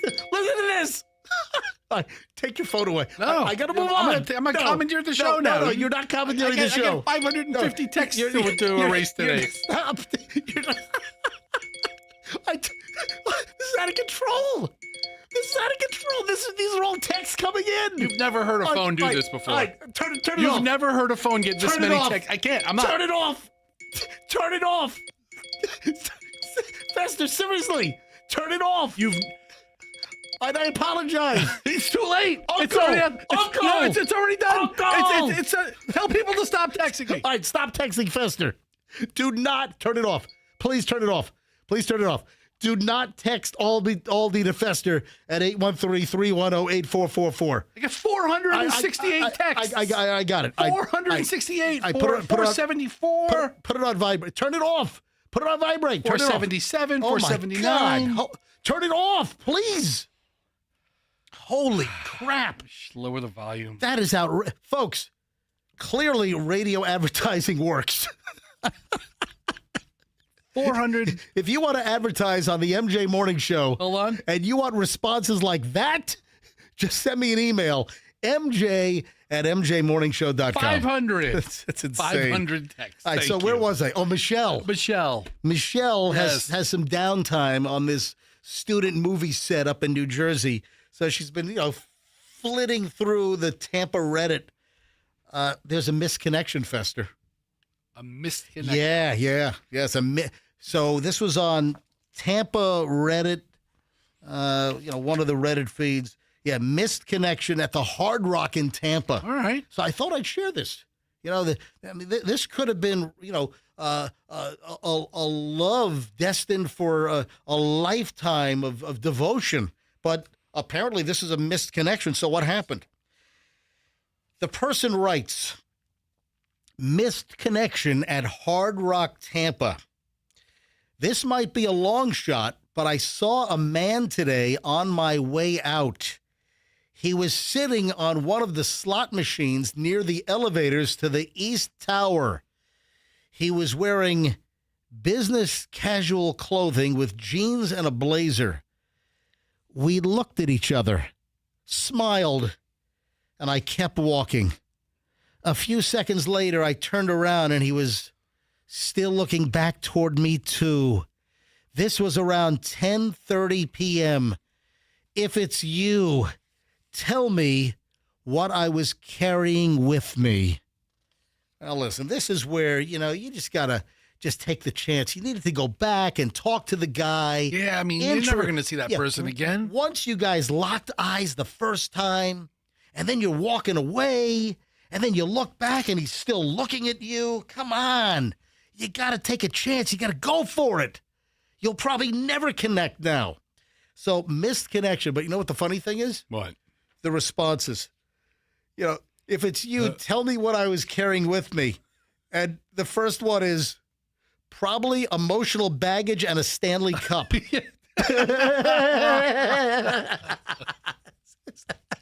That's funny. Oh, man.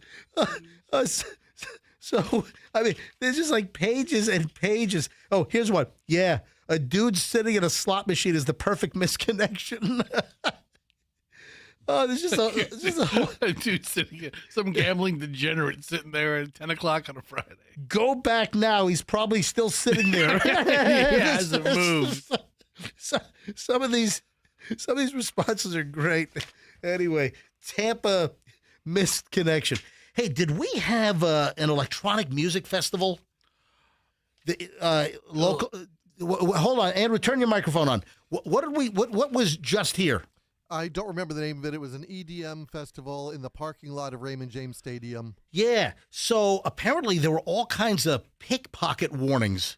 It was called Breakaway because there was a warning that popped up again. This was a Tampa Reddit post from over the weekend. Tampa's Breakaway Music Festival. Yeah, Breakaway Music brings EDM, so the electronic music was a 2-day breakaway music event. Was it Saturday and Sunday? What were the dates on this thing? Click on the story from Fox 13. Yeah, I guess they had it on the website. More than 32,000 EDM fans expected at Raymond James Stadium for the 2-day breakaway music festival featuring 25 artists, including headliners Tiesto and Dom Dalla. Oh, I'm big fans of both of those guys. Oh, they're great. So when was it? Was it Friday and Saturday? All right, so it was Friday and Saturday at Ray J this weekend. But this pops up on Tampa Reddit. Just a fair warning to anyone going to Breakaway this weekend. I got pickpocketed by professionals at the festival. It was an organized group of girls and guys. 2 girls just came up and started dancing with me and my girlfriend. Between us, I got bumped hard from the back. and lost my step, and then they all disappeared, swiped an expensive necklace right off me, realized a minute later, and couldn't do a thing about it. Being in a dense crowd, be careful. Yeah, they disappear into the crowd. Don't bring anything valuable. I learned my lesson. Don't let it happen to you. It was 2 Asian women and whoever they coordinated with. Don't trust anyone at these festivals. People often dance with strangers and bump into each other in a dense crowd. Always be aware this all happened in 15 seconds. Sure. I mean, I'm looking at pictures of the event or events like it, and everybody's dancing with everybody. Wow. And so roving, marauding pickpocket gang at Ray J targeting these electronic music fans at the Breakaway EDM Festival over the weekend. I wonder how many other people got pickpocketed. I wonder how many reports. I wonder if they reported it to TPD. Had a necklace removed? I mean, that's some skill. You're bumping into a dense crowd, and you're able to, unclasp a necklace? Or you just break the necklace. You just pull it and... Did I ever tell the story where the hooker pickpocketed me? What? When were you pickpocketed by a hooker? At an EDM festival? Did I ever tell the story? Has Michelle ever heard this story? It sounds familiar, but I can't place the whole story. What is it? I was pickpocketed by a hooker. You're like, no, your money's on the dresser. Hang on. Speaking of money, I'll tell the story in a second. Let me just give out the Cash Kitty deal. Look at this. I can be on time. I can be exactly on time because it's going to be 8 o'clock exactly in 5, 4, 3, 2, 1. Bing! 8 o'clock exactly at the MJ Morning Show. This hour's word is bronze. That's bronze, BRONZE. Text the word bronze nationwide right now to 45911. Before 8:15, you got a shot at $1,000, or you can enter it on the Q105 app or at myQ105.com. And, of course, you have a chance at a grand at 8 a.m. We'll do it again right at the end of the show at 10, then noon, 3, and 5 p.m. The Cash Kitty is on right now. Want to hear the hooker story? Absolutely. All right. So when I lived in New York the first time around as an adult, this was 1991, 92, and I was working for 95.5 WPLJ New York, and I had an apartment on the west side. My apartment was at 60th and Amsterdam, 10th Avenue, Amsterdam. And I had a friend that lived at like 58th. I had a friend that lived at 58th and 5th. It was in that vicinity. Actually, it might have been one over. It might have been. Okay. It might have been. I don't care. Might have been Madison. I don't need the exact. So I'm walking back, and if you know 60th is the street on the southern end of Central Park. So I walk behind, and I was on like 59th or 58th, and it's like right behind the Plaza Hotel. And in the early 90s, you had all these hookers that used to congregate right behind, near the plaza, behind the plaza.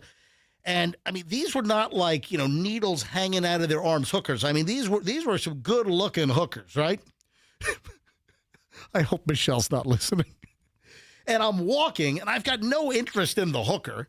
I'm walking home from a friend's house. I think we had all you can eat sushi, and back then you could do like all you can eat sushi for like $16.95. Okay. And I'm walking back, I'm walking home. And this 2 hookers start, hey, baby, you want a date? And they're grabbing on me. Hey, baby. Hey, baby, you want a date? Baby, want hey, a date? You want a good time? Hey, baby. So they're all grabbing all over me, and they're grabbing my pants and my butt and my. You're like, yeah. I'm like, no, I don't. And I keep walking, and I finally break away, and then I get home and I notice that a wad of money is missing from my front left pocket. Hey, baby. Yeah. Yeah. So their whole little body padding and I was pickpocketed by a couple of hookers. Ooh. And they were it was so quick. They were able to get into the front left pocket of my jeans and grab, I think it was probably like $60 or something. I remember I had a couple of 20s and some other stuff. Yeah, baby. And the money was gone. So that's the story of me getting pickpocketed by hookers behind the Plaza Hotel in Manhattan in sometime in 1991. They're still talking about you. Remember that one guy? We pickpocketed his front pocket. I'm waiting for the short, curly-haired guy. Are you not going to say that? No. Okay. They're like, I can't remember his height or what his hairstyle looked like. Neither can I. I just remember we took him for like $76. Yeah.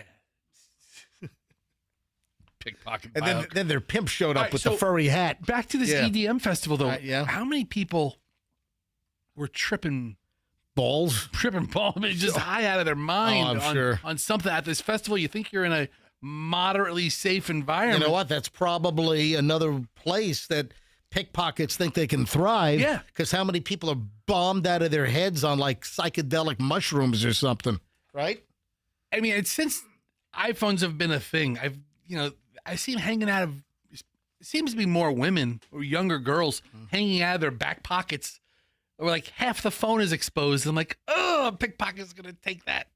I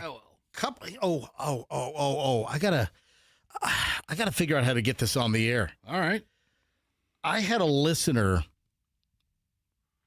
direct message me last night.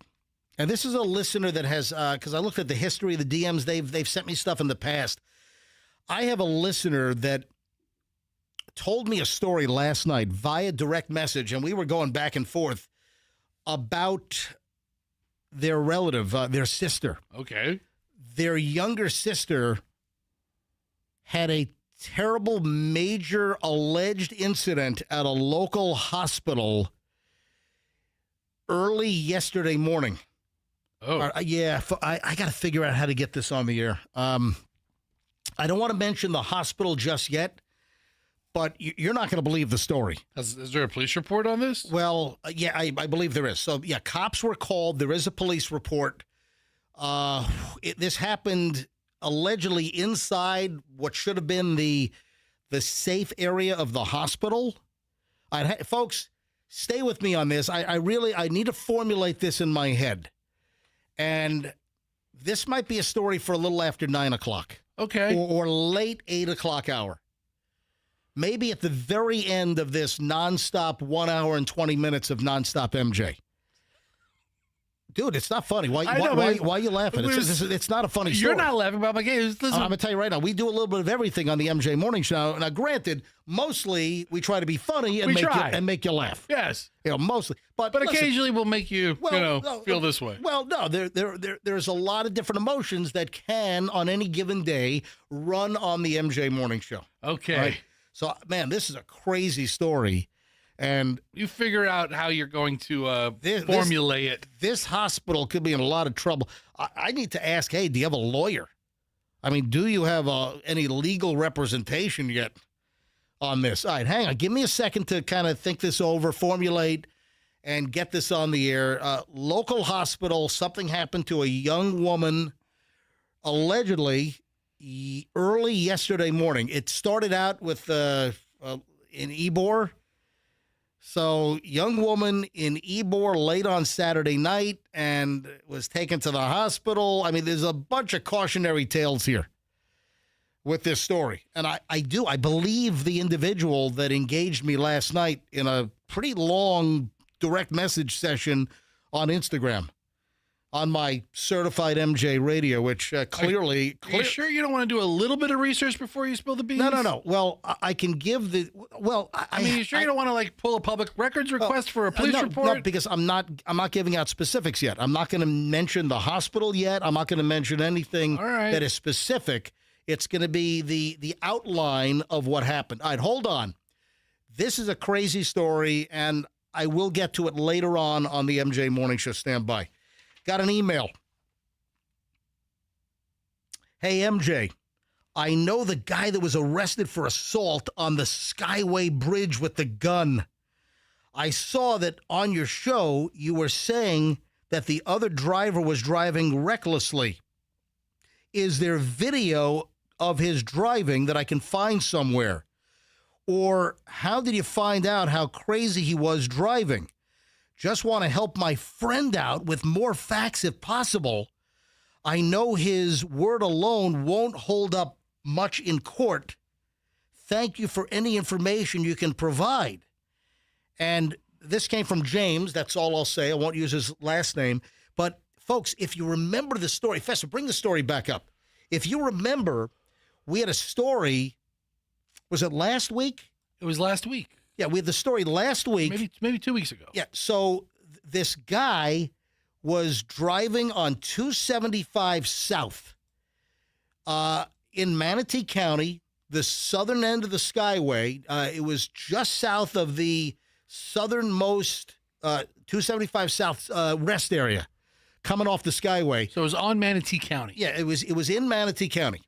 And this one driver who was intoxicated was weaving and swerving, sideswiped this other motorist on the Skyway. Sideswiped him. They end up stopping both cars, the victim that was sideswiped and then the drunk driver. They stop in the middle of freaking 275 South. You know, when you're off of the Skyway, you're heading toward, toward 75, and they get into this little issue because the drunk driver sideswipes the guy. They stop the cars.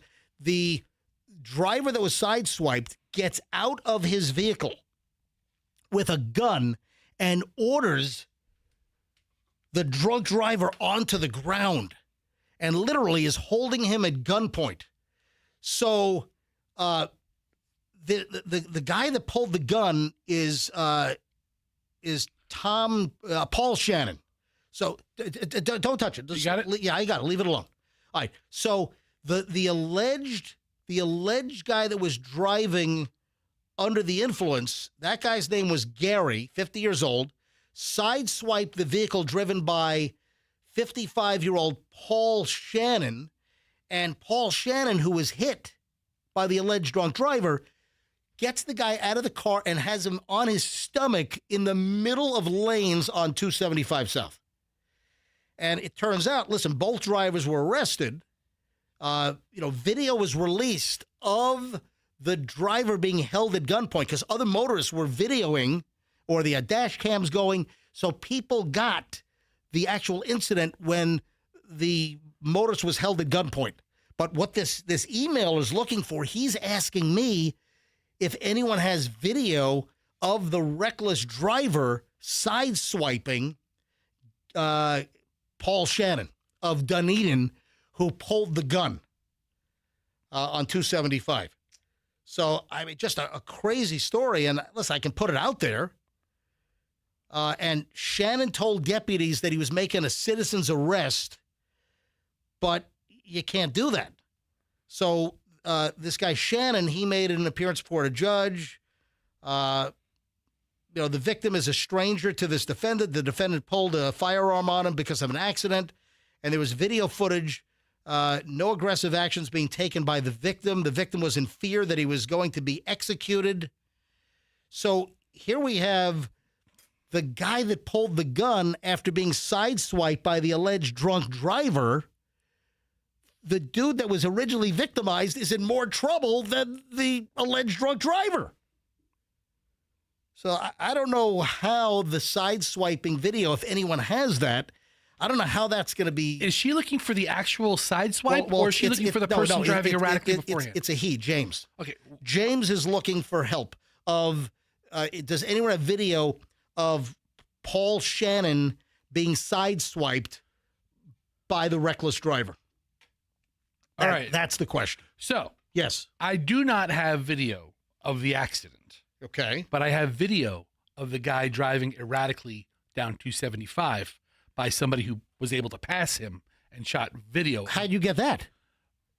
Last week. Somebody sent that to you? It was sent to me. Holy crap, you didn't tell me this. We're done with the segment. Somebody sent you video of the guy driving recklessly. Oh, my God, he's weaving all over the road. Holy crap. Fester, why didn't you tell me you had this video? I don't remember. It slipped my mind. I get so many texts. Oh, my God. Holy crap. He was driving like a white F-150. A silver. Is it silver? I think it's silver. Oh, my God. So I have a 20-second video of him before. But you don't have the actual side swipe. So that's what James is looking for. I'll send that to James is James. looking for the side swipe. Wow, that's crazy. That's unbelievable. Hey, heads up, folks. Warnings are coming out from Florida law enforcement agencies about a new AI lost dog scam. Oh, my. I mean, this AI, you know what? It's the greatest. Just cancel it all. Cancel this AI stuff. It's going to be the end of civilization. The bane of our existence, AI. It's going to kill us all. Oh, and now you know what they're worried about now? They're worried about rogue AI escaping the tech lab.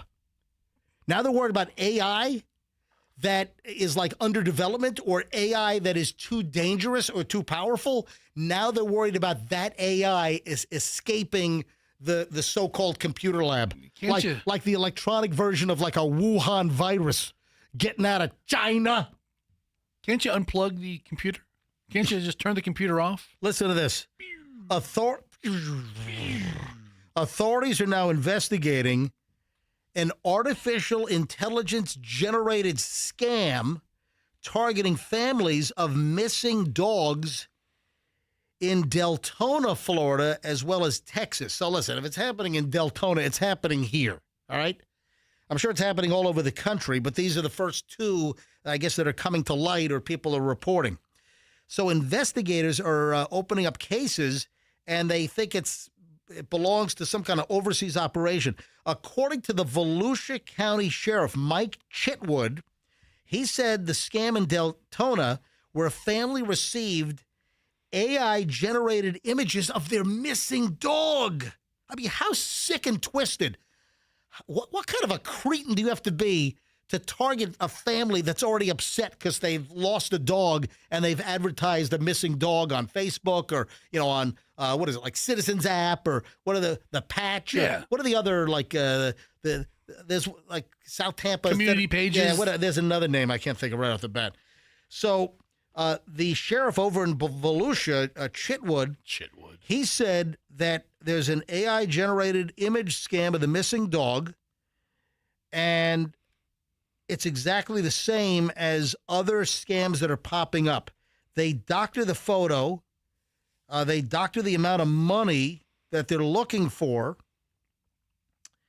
And they're showing their missing dog on an operating table at a veterinarian, that the dog was hurt and the dog is undergoing veterinarian treatment and surgery, and it's a whole racket to get money. You got to pay for the surgery for your missing dog, and then they'll reunite you with your dog. I mean, what kind of a sick, twisted... I mean, who would do this who would torment the family? It seems like a lot of work. Oh, my... Well, no, you take a lost dog image off of a posting online, you run it through geez, man, Claude. you put my head on a lightning player on the ice in 3 seconds. But I gave it a clear picture of your face. I mean, it was, dear Claude, take this missing dog and give him bladder surgery. Yeah, at a vet's office. Wow. Oh, man. In both cases, the alleged scammer called the families, claimed their dog had been hit by a car, demanded over $2,000 to pay for the surgery, which they have laid out. Oh, my God. And then there's no dog.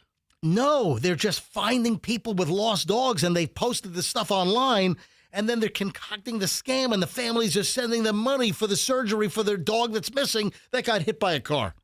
I have a real question. What kind of sick, twisted scoundrel? What a POS. How many lost dogs are there? There's a lot of lost dogs. I see lost dog posters all over the place. Really? Yeah. Go on Facebook, Lost Dog Marketplace. Tons of stuff out there. Yeah, so we were able to locate the multiple cases, according to Sheriff Chitwood.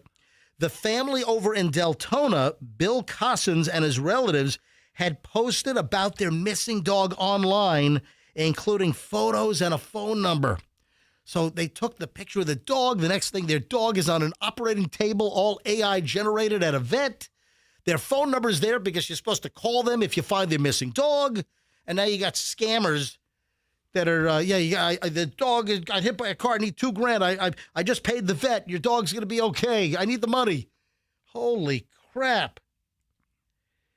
All right, there's a lot of Facebook posts about missing dogs. Duh. All right, I'm just saying, my friends on Facebook don't lose that many dogs. Investigators tracked the phone number used in the Deltona, Florida case to a spoof number linked to a server in India. Oh. Yeah, you got foreign bad actors here. Dude, you know what they do to dogs in India? Slumdog Millionaire. I was going to say eat them. Yeah. Oh, my God. So heads up on the latest scam if you lost your dog and this thing pops up. That's terrible. Hey, you ready for another scam? You see the dude that's accused of stealing $34,000 in Legos? He would take all the Lego. This is a crazy story. Dude would buy Lego packages. Yes. Take all the little bags of Legos out. You know, you got the directions. You got to unfold the whole book of instructions. You got bag 1, bag 2, bag 3, bag 4. The guy would take all the Legos out of the expensive Lego sets and put pasta noodles back in little baggies and put them in the box and seal the box back up. So the whole thing had weight and it rattled around like Lego pieces, but there's freaking rotini and penne inside instead of Lego pieces. All right. Don't even say that's ingenious. Dude, I'm not, I can see your face. What's below? You are such a scoundrel. Okay, listen. Can you acknowledge sometime thieves are creative? Right, it's a clever thing, okay, but it's clever. It's clever, I'll go with but clever. I don't condone the behavior. I don't condone it. I'm not saying you guys should go out and do it, but it's clever. It's clever. I would tell you about the time I had a job at Montgomery Ward, and we sold. You had a job everywhere. Listen, for a while I had a lot of jobs. Anyway, I've been fired from every job I've ever had, except this one. I was fired from the last one. And listen, time's not up on this one yet. It's going to end with me. Every job I have or have had ends with me getting fired. Anyway, I'm at Montgomery Ward, and we sold small appliances. And some guy returned a coffee pot. And I took one in, and okay, there you go, gave him his money back. Yeah, you told this before. And then over the course of like 2 or 3 weeks, several other guys took in coffee pots, and he put wood in there. Yeah, he put like blocks of wood. And well, it's like the old Lincoln and Holland Tunnel trick in New York. This went on for a while. You'd have a guy standing right in traffic in Manhattan, you know, as the traffic was lined up at the end of the day, you know, for the folks heading back to Jersey at the Lincoln Tunnel or the Holland Tunnel. You'd have guys, you know, like with a Sony camcorder box. I mean, a legitimate Sony, like 8mm, you know, camcorder, and you know, like a $1,200 camcorder. And he'd say, yeah, man. And then I'll sell for $200, $100. Yeah. And it's just an empty freaking box with a brick inside. You know, that whole scam. So you got to be careful. Yeah. So the Lego scam, this is terrible. Yeah. It's a pasta theft plan.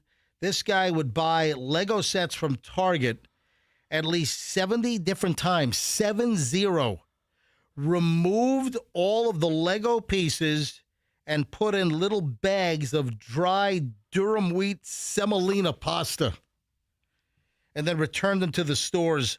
This is in Irvine, California. You got to figure it probably makes the exact same rattling sound. Exactly. Yeah. Target reported at least 70 thefts nationwide tied to the same suspect, racking up at least $34,000 in losses.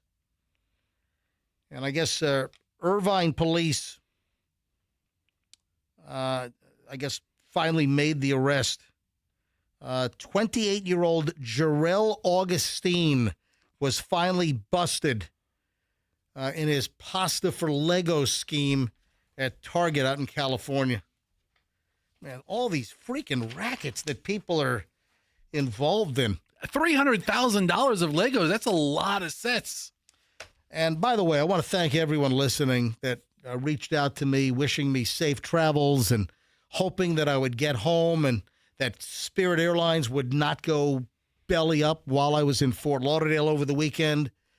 Folks, I got out on time, essentially. I left Tampa International Friday afternoon, 3:53 p.m. from Gay Alpha 17 at Tampa International on Gate Alpha 17. A17. Gate. Gate. Gate. What'd I say? You might have said gay. I didn't say gay. You might have said gay Alpha 17. Gay Alpha 17? Yeah, gay Alpha. I said gay. I thought that was like a code name for you or something. No, I said gay Alpha 17. Reporting for duty. Booty duty. Stop it. Gate. I said gate. All right. Emphasize that T. Not at all. You said gay. Stop. I'm just saying. So I left on time, and then I was concerned that Spirit could go out of business while I was in Fort Lauderdale, and I would have to, rent a car and drive home. But luckily, my 8:03 flight from Fort Lauderdale back to Tampa International, it ran. Because, listen, the news reports last week were that Spirit Airlines could liquidate by the end of the week. The end of the week was Saturday. And as I pointed out earlier in the show, a lot of companies will actually file for bankruptcy on Sunday. So what are people texting you now? He said gay. He said gay. He said gay. He said, here, look at him. Look at him. All right, Andrew, can you please pull that audio? Look at the last 10 texts. I see it. I see it. All right, Andrew, can you pull that audio? As I was just talking about my flight from Gate A17, Alpha 17 to Tampa International on Friday. I didn't say gay. Let me see if gay Alpha 17 at Yahoo is available. Andrew's going to go back to the recorder and pull it off. How quickly can I have that? All right, he's working on it. Andrew, can you hear me? Just give me a thumbs up. He's working on it. All right, I didn't say gay 17. Anyway, will go out of business in the next couple of days? News broke actually late on Friday that Spirit Airlines is asking the president for a bailout, a government bailout. Oh, now typically, listen, hang on, Andrew has it. I'm a free market guy. And listen, businesses are going to succeed and businesses are going to fail. And typically, I want the least government intervention as possible. I want the least government effing up our lives. Just government, stay out. States' rights. However, I'm going to tell you right now that Spirit Airlines going out of business is not good. For you. No. I mean, for MJ personally, if Mr. President, if you could hear this radio segment, MJ would appreciate it if you just bailed out Spirit so he could see his old man once every 3 weeks or so. $40 each way. Yeah, really. Appreciate it, Mr. President. Now, hold on. Breeze Airways is starting Tampa to Fort Lauderdale service on July 1, and I checked some of the early rates, and it was like, $45 and $50 each way. So Breeze right now, they're pricing their flights close to Spirit. Now, if Spirit goes out of business, then the Breeze rates are going up. So I want Breeze to launch their service. I want Spirit to stay in business and have their cheap flights to Fort Lauderdale and back, because that's good. Rates will stay low. But Spirit going out of business, Spirit provides a very important service to MJ, to millions of Americans, but mostly MJ. Shut up. If Spirit goes out of business, dude, if Spirit goes out of business, listen up, Mr. President. Rates are going to go up. Fewer choices, less competition. It's not good. We've seen this 100 times. You've seen certain airlines pull out of certain destinations and markets, and then the other airlines suddenly jack up their prices. So it is beneficial. It behooves the federal government to try to see if Spirit can be helped out. Listen, not a handout, a help out. Under the right terms. You'd have to have terms, payback, collateral. Listen, Spirit is sitting on a ton of Airbus 320s and 321s. Listen, you gotta have competition, and if Spirit goes away, it's an absolute net negative for the traveling American public. But if you could bail them out, there's MJ no doubt about it. Would hugely appreciate it. Hold on. Oh, Julian's calling. Holy. Yes. Who's on? Oh, it's Chloe. Oh, Chloe's on hold. Yeah, my God. Yes. What, Chloe? What's my name? Chloe. I looked at the phone number on the screen and I thought it was Julian, but no, it's your number. Yes. Chloe, yes. Go ahead.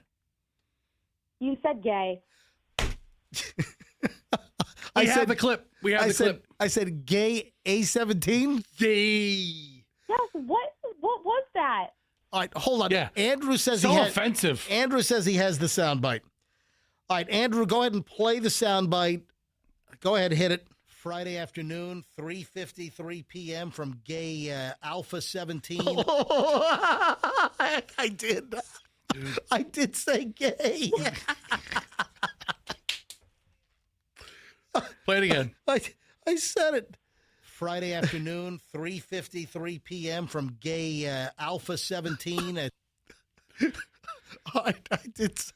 All right, I said it. Clear as day. It is clear as day. I hear it now. Yes, it's clear What's as. wrong with you? And then you denied it. Deny it. Because I didn't. Liar. I didn't think I said gay A17 at Tampa International. I thought I said gate. So offensive. So offensive. Oh, yeah, it was offensive. So offensive, dude. It should have been. You know what? It should have been a flight to Key West or P-Town. You know what? We should protest the radio station. All right. We should pick it. Thanks for picking on I'm Dad. boycotting. What? I'm boycotting. I'm turning off your show now. Yeah, you're Bye. so offensive. All right. Thanks, I'm done Chloe. listening to you. Goodbye, Chloe. Goodbye. I guess I did say. You did. I did. I mean, it is pretty crystal. Dude, It's crystal you said clear. You said it as clear as gay. Jeez. Oh man! All right, 8:29 at the MJ Morning Show. So, Andrew, turn your mic on. The Lightning. I don't know. Is this? I don't think it's a good sign, but I mean, it would have been nice for the Lightning to win the first game in the first round of the Stanley Cup. I said Cup. I didn't say Cup. I said Stanley Cup. All right. So the Lightning lost. I think they lost to the Canadiens 4-3 in overtime. But Andrew, did I see a stat that the Lightning are only 1 in 10 in home playoff wins here? I have not looked at that particular detail. I heard the Lightning have lost their last 9 home playoff games. Yeah, so that's so I think 1 in that's right. 10 was like the 10th, Yeah. the first one. Yeah. They won, and then they lost. The last 9, they haven't won any, is what I thought I heard this morning. Yeah. So game 2 will be Tuesday night at the Ice Palace, and it's the Canadiens. I say Canadian. I've always learned Canadiens instead of the Canadians. And I think Canadien is more of the French Canadian, the Quebec way to say it. But it is a Montreal team. yeah, it's the Montreal Canadiens, but a lot of people say up the Canadians. No, it's the Canadiens. You emphasize Well, the it ends in the EN the as ends, opposed to- and it's spelled ENS and not ANS at the very end. So hey, today's 420 day. Oh yeah. Yeah, hey, 420 day. So a couple of buddies of mine told me firsthand that the pot shops, not only they're having great sales today, but like Black Friday, they've been having their big sales all weekend long. So you go to the pot shop like on the 18th or 19th, and he's like, hey, give me the 420 deal, and they usually do. All right, so let's go to phones. I mean, are there people listening that are really into the 420 thing? Are there people listening that are hunting out 420 specials? It's like Black Friday, dude. Well, if hang you're on. into this lifestyle. I realize that. So, all right, 420 day. Today is April 20th. Also, 420 historically is a day with some meaning. And, I always get concerned around the 19th of April and the 20th of April because sometimes you have sickos that want to do copycat or cause problems on these days. But for the sake of this conversation, 420, the marijuana smoking time of 4:20 p.m., et cetera, and, of course, the date being 420. I'd like to go to phones here. Do we have a bunch of 420 folks listening right now? How are you celebrating today? What specials are out there? I'll share with you. I found a couple of things online. And, folks, this is not like dispensary, pot shop related. There are like legitimate business. Okay. These dispensaries are legitimate business, but I'm talking about more traditional mainstream businesses. Who's having a 420 sale? And by the way, if you want to weigh in on 420, if you want to, call in, you got something to say about 420, the big marijuana celebration day. And listen, I don't smoke. I've never smoked a joint in my life. I have literally never. The only marijuana I've ever inhaled is whatever secondhand marijuana I've smelled or passed by or been around, and it's not often I'm around it. But I've never smoked a joint in my life. 800-990-1047. 800. I'm waiting for people to say, "Hey, Fester, hold MJ down and force 420 on 420." No. I know. All right, if anyone wants to Oh, wait, that was my weight. That was a weight joke. Oh, that's right. I thought it meant force weed on you. I wouldn't do that. Right. I'd force my weight on you, though. Fester's And gonna you'd fall in Fester's love. gonna sit on me. Fester's gonna 420 me. He's gonna sit on me Before your All right. last gasp, like, I love it. 800-990-1047. 800-990-1047. Anybody all excited about 420 Day or what specials are out there for 420 Day? And let me share with you the mainstream stuff. It's not just like pot shops and dispensaries, right? Allegedly, Kentucky Fried Chicken will have multiple combo platter options for $4.20 today. Is that real? Is that true? I'll go to KFC tonight. Are you serious? That's awesome. Kentucky Fried Chicken, several combo options, $4.20. All right. Then Subway. Subway on 420 has BOGO footlongs. If you use FL BOGO as a coupon code, FLBOGO, FL BOGO footlongs, buy one get one. Okay. At Subway today. Wingstop. What do they have? Hot boxes. Get it? I got it. Oh, jeez. Hot boxes at Wingstop with free flavor tray. Tijuana Flats on 420. If you mention 420 at Tijuana Flats today, I love Tijuana Flats. 20% off your purchase today on 420 Day. That's okay. You go today, you go again tomorrow for Taco Tuesday. And then Chipotle has BOGO entrees after 3 p.m. today on 420. Dude, look at this. KFC, it's the pot pie combo. I'm telling you, look at this. You get a pot. Is this real? I don't know. I don't know. Because, that's right. KFC has their new chicken pot pies. Let me grab Kev in Lakeland. Hey, Kev, you're on the MJ Morning Show. Hello.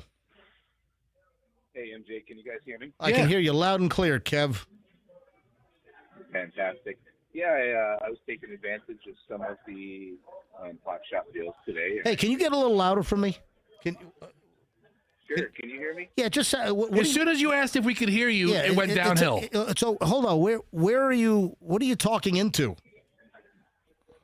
I'm at the gym. I'm talking into Bluetooth. Oh, okay, it's the Bluetooth. Yeah, so sometimes there's a lot of background noise. All right, go ahead, tell the story, Kevin.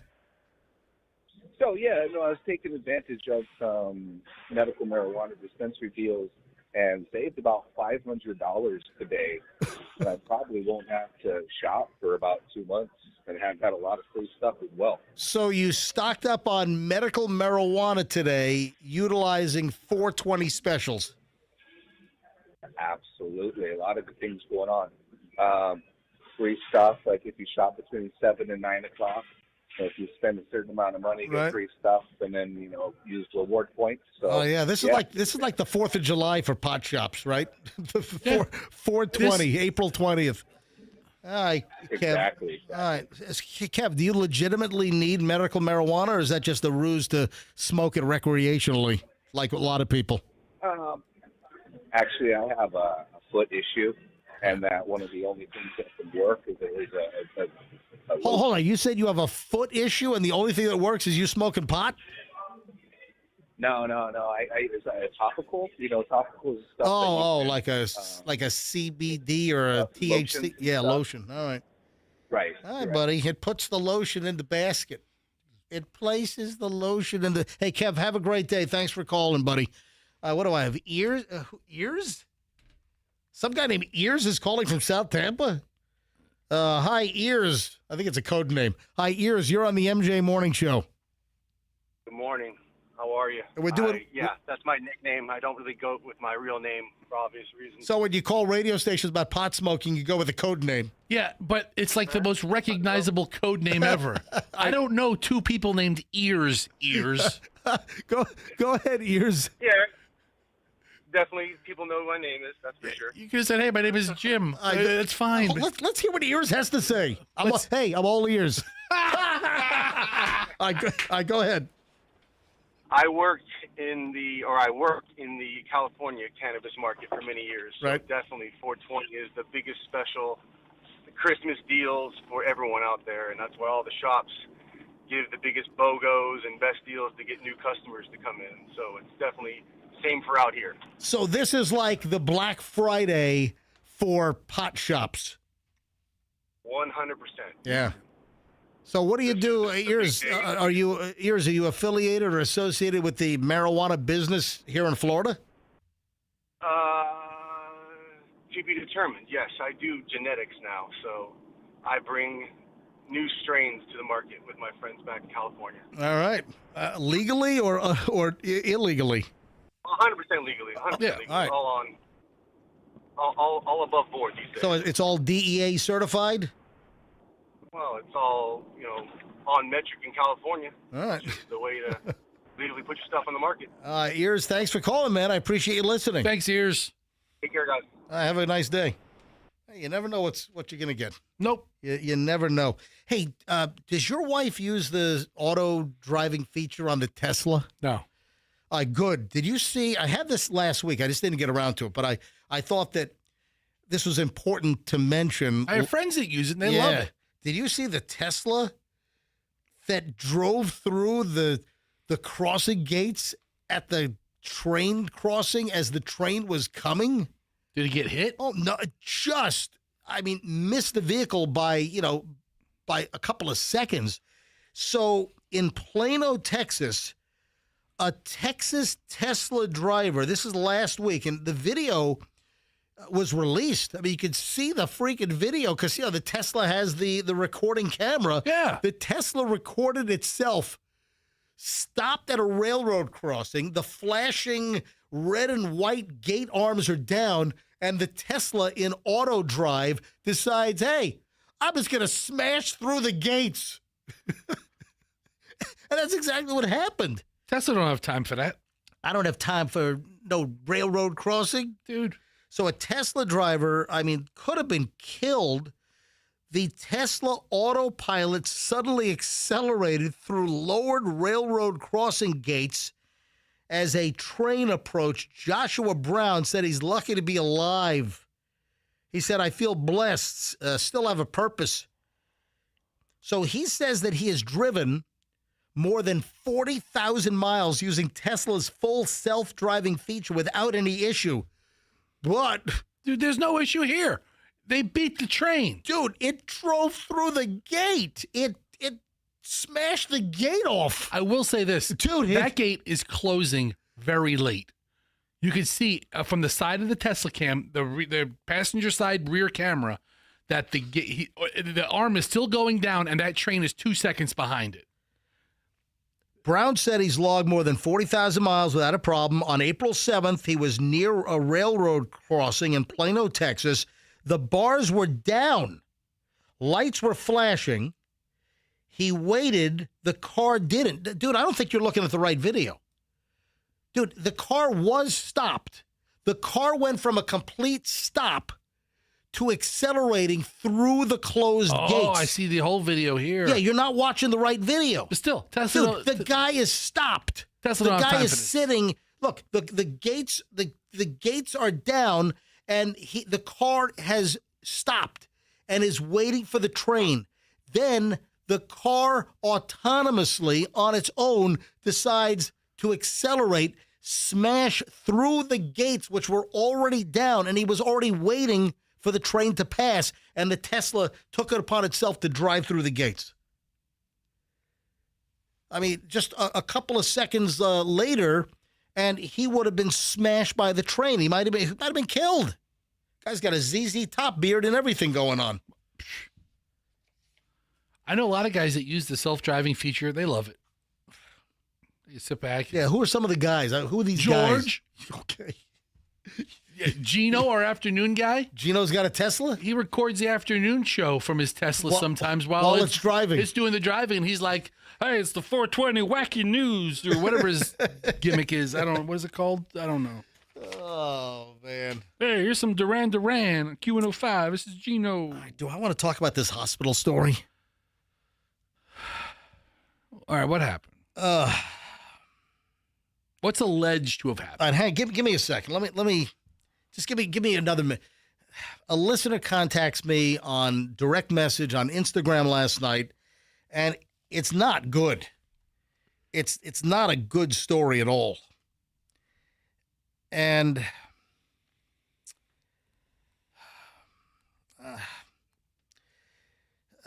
well, you want to wait a couple minutes? Listen, I'll do it before the break. I'm going to leave out names, and I'm not going to mention the hospital. Just give me a second. I'll get to that in just a minute. Hey, Fester. Yes. I mentioned the Fort Meade data center to you earlier, and suddenly you start spouting out all kinds of crap like you're an expert. Oh, I know all about it. Why do you... folks, if you don't know the deal, this is happening nationwide, and there is a lot of consternation. There are a lot of problems and heated city council and county commission meetings and city meetings as these huge companies want to build massive data centers to handle computing, cloud services, artificial intelligence. And what we're hearing is, and well, we know this, that these data centers consume ridiculous amounts of electricity and water. Right. For cooling, the electricity to run these. I mean, it's you can't even fathom. You're like, hey, we got a bunch of desktop computers in there. How much electricity can that, man? Those processors. It's racks and racks and racks of equipment. Well, the data center that they want to build in Fort Meade is like $2.5 billion. And it's like 4.5 million square feet. That seems really big. What the hell? Can't we get a smaller one? Oh, my God. And, little sleepy Fort Meade in Polk County. And you got a whole bunch of neighbors and residents that are up in arms. And the reason why I'm bringing this up is because this was a big local story last week. So I guess the Fort Meade city commissioners, this is the first round. The city commissioners last week approved, against a whole lot of protesters and a whole lot of residents, the Fort Meade City Commission in the first round approved the data center construction. And a lot of folks are just very, very concerned. The reason why I'm bringing this up is in another city, the city council has been wrecked. A voter bloodbath turned against the city council in Festus, Missouri. Oh, man. I love Festus because it makes me think of Fester. Yeah, thanks. So in Festus, Missouri, which is a little tiny town, it's like 12,500 residents. Isn't it like in the St. Louis? Yeah. It's well south. It's outside of St. Louis. It's Festus. Festus for the rest of us. Right down I-55. Right. And it's a small little town, and the backlash to city council there approving a even bigger data center, a $6 billion data center. Yeah, the data center in Polk County is what, about $2.4 billion, right? We're only 1.5 million Right, square feet. right. So- We're not like that gigantic one in St. Louis. No. The one, no, dude. Gigantic one's in Festus. No. The one in Fort Meade is supposed to be 4.4 million square feet. What are you saying? No. The toilet paper warehouse was 1.2 million square feet. Don't get your square footage mixed up there, my warehouse pal. is messed up. Don't get your warehouse. Yeah. So in Festus, the city council, much to the chagrin and the anger of residents, they were so pissed off. Guess what? Just been a bloodbath, and city council was up for re-election. and some, not all of them, some of them, and all the ones that voted have been tossed. So heads up out in Fort Meade and the Fort Meade City Commission. Yeah. So there was a big bloodbath, and you had some oustings for members that voted for it. So that could happen in Fort Meade. Well, now you got to investigate all those city council people in Missouri for handouts. Right. Also, what did you say? You also mentioned something else that I did. The state could intervene. So Governor DeSantis and his administration has spoken out against this, and I think the Commerce Secretary issued a very stern warning to the City Council of Fort Meade, saying that the report that was filed was grossly underestimated the amount of electricity and the amount of water that would be needed, and the amount of natural resources and the amount that it would put back into the atmosphere. So the state is not on board with this, and it would be the first data center in the state of Florida. Gotcha. All right, this hospital story, this is really breaking news. This has not made any news yet because a relative approached me with this story last night. And listen, this is a tough story. I'm going to tell you right now, this is a tough story. I'm going to give you the details that I know. I'm going to leave out all names. Apparently, this starts with a 21-year-old young woman that was in Ybor City on Saturday night and apparently had way too much to drink. Also, the story that the relative, the older sister of this individual is the one that reached out to me on Instagram direct message last night. So her younger 21-year-old sister was in Ybor late on Saturday night, had too much to drink. Also, apparently was met two guys there, and she remembers nothing. So don't know if her drink was spiked by one of the guys anyway, she apparently passes out. She's transported to a hospital.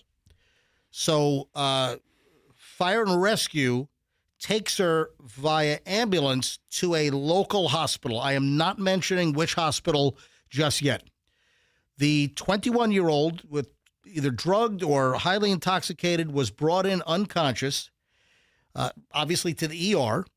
The relative tells me the story that from the ER, they were sending her off for a CAT scan, for a CT scan. The relative claims that the transporter did not take her directly from the ER to the CT scan room. What?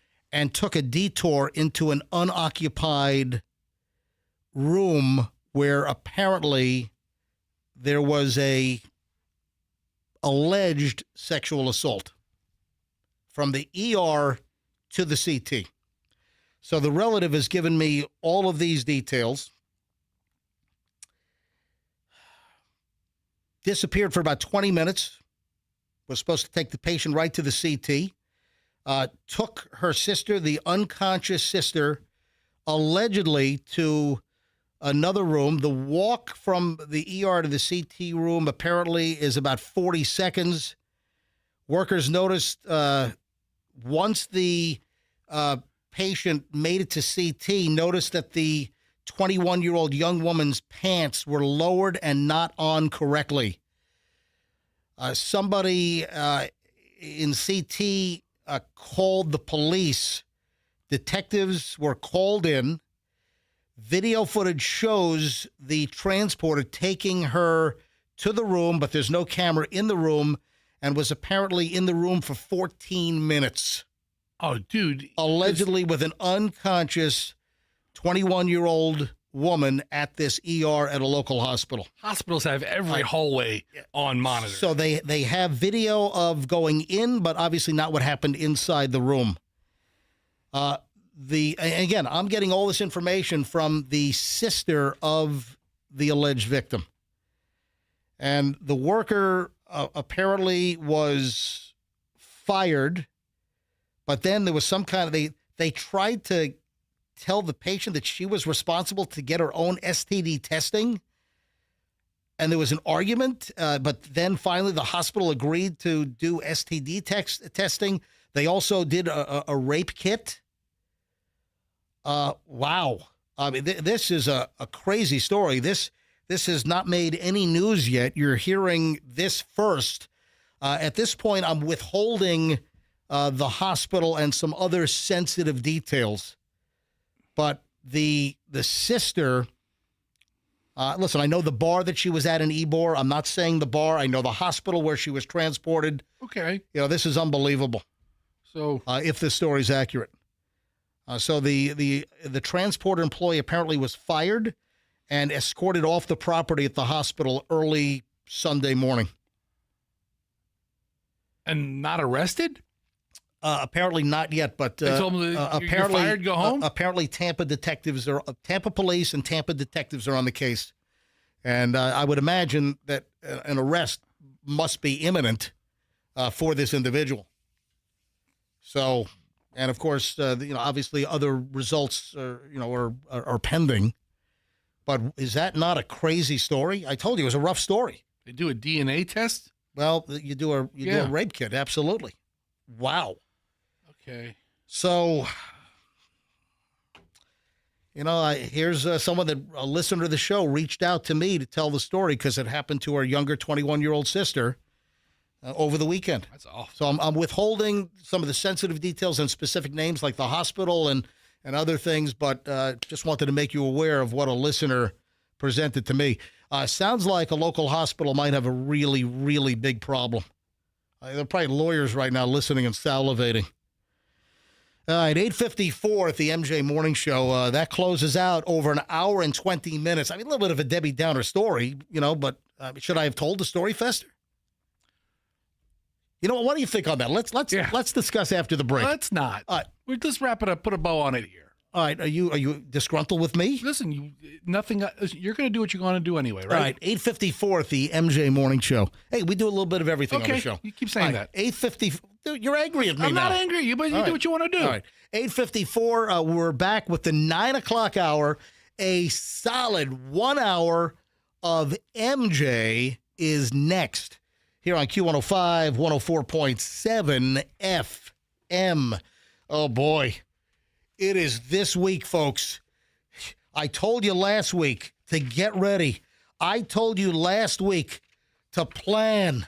And it's coming this Friday, Saturday, and Sunday at International Diamond Center. Something extraordinary is happening at IDC, a massive 3-day spring sale like you've never seen before. You've been hearing about this, and now it's here. It's coming this weekend. They're breaking all the rules, up to 30% off store-wide. It's insane. I'm talking about rings, earrings, bracelets, pendants, bands, incredible deals on dazzling jewelry, gemstones, pearls. And for this event, they're inviting their big designers in. There's going to be a tremendous trunk sale. Save thousands on engagement ring mountings, as well as special pricing on natural diamonds and lab-grown diamonds, all shapes, all sizes, special financing. Get 36 months, same as cash financing. This is the biggest store-wide sale ever at IDC. Staff is told do whatever it takes to get the deal done and to make you happy. It's tremendous. It's incredible. It's this Friday, Saturday, and Sunday, only at IDC, Tampa, Clearwater, Lakeland, and Sarasota, International Diamond Center. Tell them that MJ sent you. You know, Plan B Air Conditioning was a longtime advertiser here on the MJ Morning Show, and now they're not. What happened? Why did Plan B Air Conditioning flee the MJ Morning Show? Well, I'll tell you why. They changed their name to Air Rescue. That's why. So Air Rescue's been around for a long time, over 70 years. Air Rescue decided, hey, our other company, Plan B Air Conditioning, is great, but let's simplify things. Let's just put everything under the Air Rescue name, and that's exactly what happened. So Plan B is now Air Rescue. If you want phenomenal air conditioning service, if you want a company you can trust, if you want a company that's going to be there on time when they say they're going to be there, and if they're not, they credit you, they take off the entire diagnostic fee. If you mention me, MJ, they'll give you 10% off your bill. When you have air conditioning issues, folks, it's Plan B air conditioning. It's it's Air Rescue, formerly Plan B. Formerly Plan B. It's Air Rescue. 888-NEVER-WAIT. That's the number. It's 888-NEVER-WAIT. 888-NEVER-WAIT or airrescue.com for Air Rescue and tell them that MJ sent you. How'd you like to get a guaranteed offer on your home from Mark Spain Real Estate? You know, folks, this is the easiest way to sell your home. You're going to save time and you're going to make the most money. MJ, obviously, for Plan B or for MJ, obviously, for Mark Spain Real Estate. Sorry, Andrew. So MJ for Mark Spain Real Estate. And I'm recommending Mark Spain to you and to all of my listeners. And if you have friends that are selling homes, this is an easy process. Mark Spain Real Estate's been helping homeowners sell their home for over 30 years. They've served over 72,000 clients. All right, we're talking about a strong all-cash offer here, folks. We're talking about the easiest way to sell your home. People love Mark Spain Real Estate. I'll give you an example. Let me tell you what Ryan has to say. Ryan says that Mark Spain exceeded our expectations by helping us achieve significantly over our asking price. We received much more than we ever anticipated. We cannot recommend Mark Spain Real Estate enough. So when it comes time to sell your home, use Mark Spain Real Estate. Mark Spain Real Estate is the company I recommend to sell your home. Go to markspain.com. Get a guaranteed offer on your home today. That's markspain.com. And start packing. Traffic's on at 8:59. MJ Morning Show back in a minute. I-70.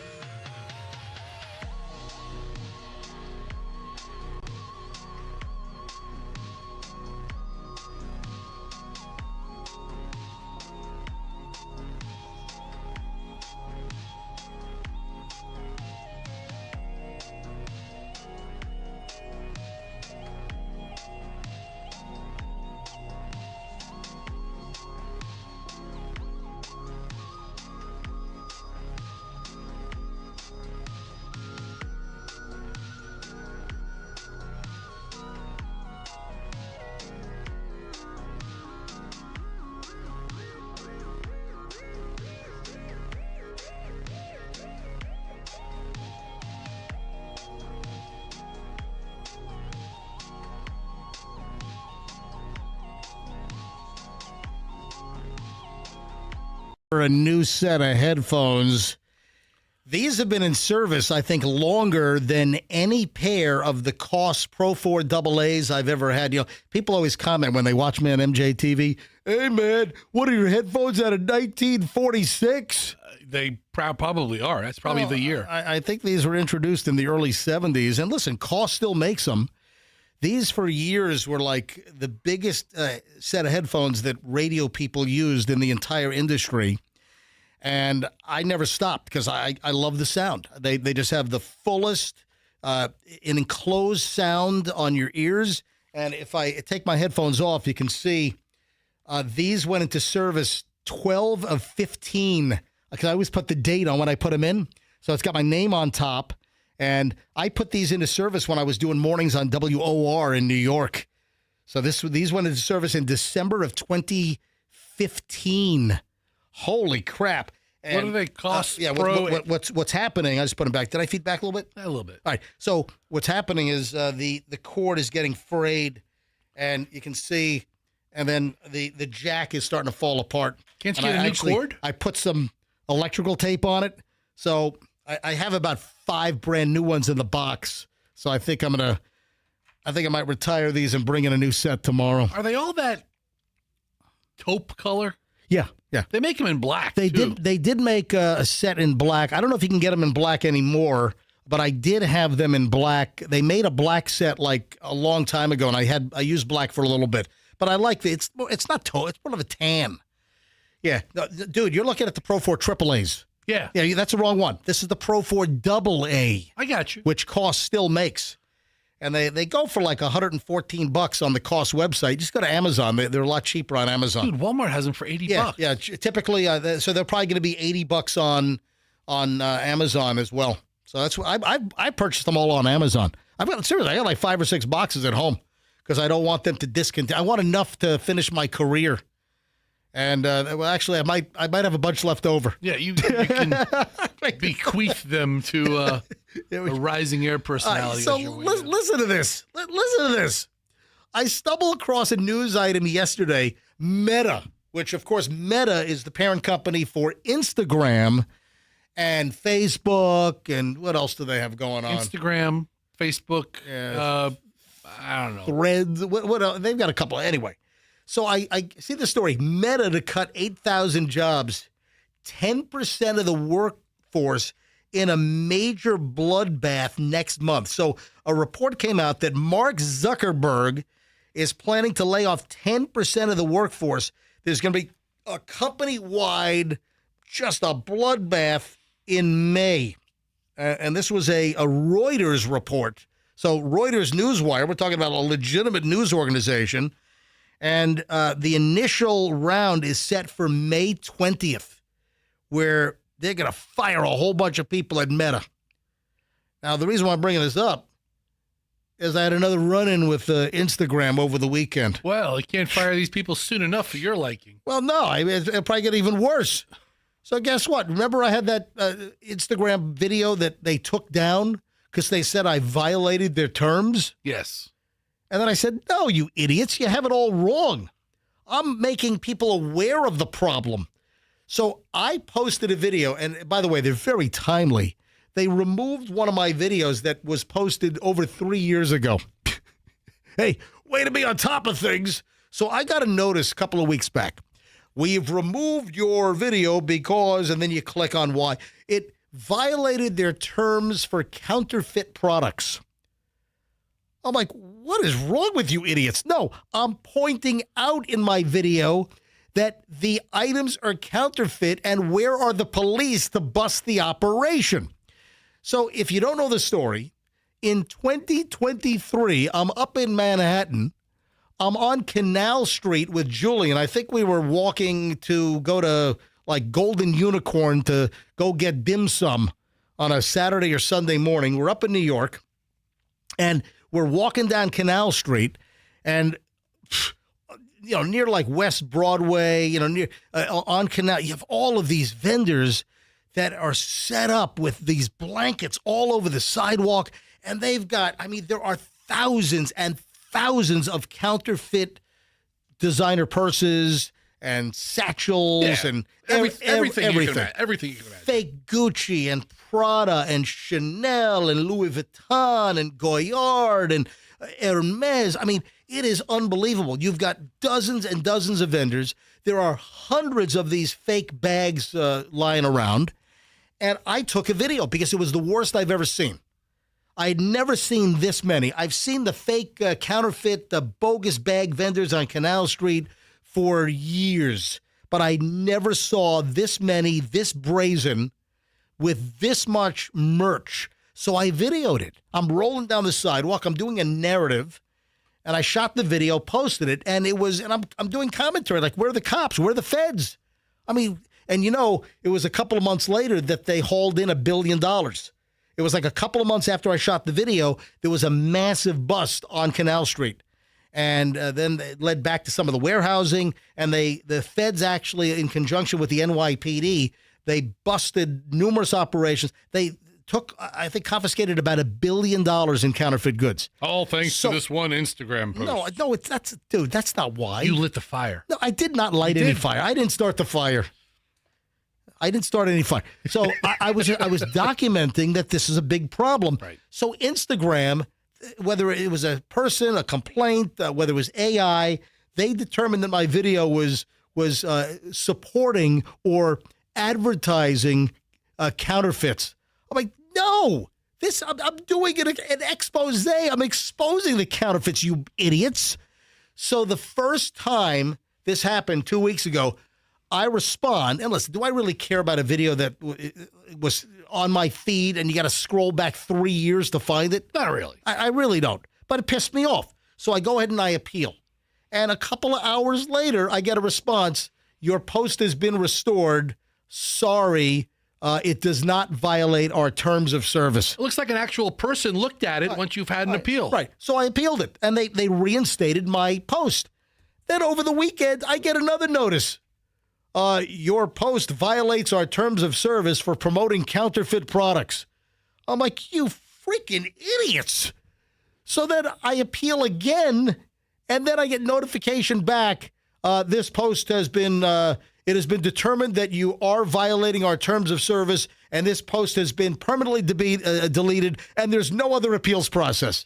See, this is where they have you over a barrel. This is where you can't talk to anybody. You can't reason with anybody. This is where social media sucks. Yeah. And do I like social media? I don't. I really don't. And I've been very clear that once I'm done with the MJ Morning Show, once I'm a private citizen. Yes.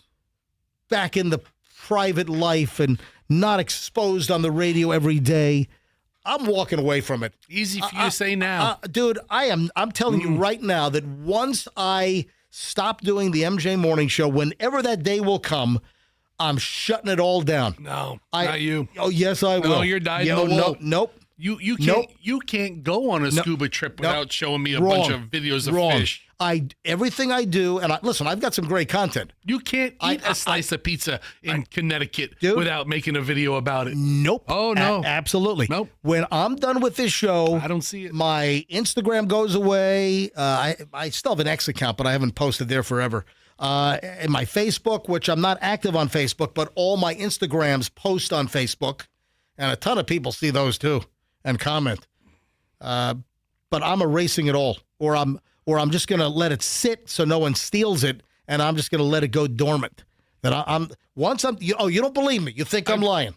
You don't think once I retire and stop doing the MJ Morning Show, you think that I'm going to continue with my social media? I'm saying I'll believe it when I see it. Well, you'll believe it because you're going to see it. And that's when I'll believe it. Well, you're going to see it. That's when I'll believe it. And then you'll believe it. That's when I'll believe it. Well, you'll believe it then. Because that's when I'll see it. Because you'll see it. But I won't believe and you'll believe it. I won't believe it before I see it. I'm telling you right now. But I mean, what a herky-jerky, stupid exercise. They take it down. I make a valid argument. They put it back up. Now they take it back. And now the appeals process is closed. There is no way to revisit this. All right. But that's the wall that people face. Or people get banned. Be glad only one of your videos got flagged. I mean, listen, they had the AI run over it. They flagged it. Somebody looked at it and said, okay. And then the AI ran over it again and caught the same thing. Big deal. Speaking of AI, did you see Reese Witherspoon is speaking out? What's happened to her? Yeah, Reese Witherspoon is warning women that their jobs are 3 times more likely to be replaced by artificial intelligence than those of men. So, yeah, she put out a video on Instagram. I'm surprised it hasn't been taken down yet. She's going to have to appeal. So I like Reese Witherspoon. She likes you. She's a big fan of the show. That's not true. I don't know that. I don't know that she has ever heard of the show. All right, so let me play this. I had to find the audio. Let me play this. I want to play this video. This is the audio of Reese Witherspoon warning women about AI, artificial intelligence. Listen to this. I think it's time to learn about AI. I was with 10 women at a book club yesterday, and I said to the 10 of them, how many of you guys use AI? And only 3 of them used AI. And then I said, how many of the 3 of you feel like you really know what you're doing or they're using it the right way? And that was only 1 person. So if 3 out of 10 women are the only ones using AI, that means 70% of that group is not keeping up. The thing I've learned about technology is if you don't get a little bit of understanding from the very beginning, it just speeds past you. So you have to have little bits of learning just to keep up. And let's get real, our kids are all using this every single day. I think we should learn the basics together and learn some really good tools that are gonna make our everyday lives easier and better. Do you want me to share what I'm learning with you? It's time. It's time, people. All right, so she goes on to say that the stats are against women and that women are more likely to be replaced with AI than men.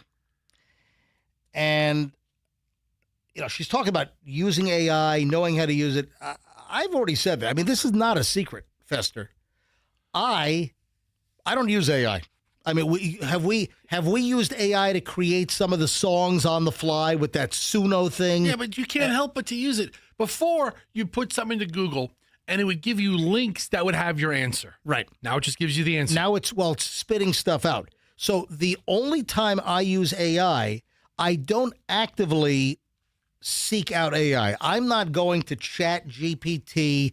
I'm not inputting all kinds of data to have it organize crap for me and script out a show. I mean, I'm not using Chat GPT. I'm not using OpenAI or Claude, which is supposed to be the best of the bunch out there. This Claude thing, I'm fine with it. I don't want to use AI to put the show together. I'm going to kick it old school, and I'm fine. You know, the show's been #1 in the morning for most of the last year.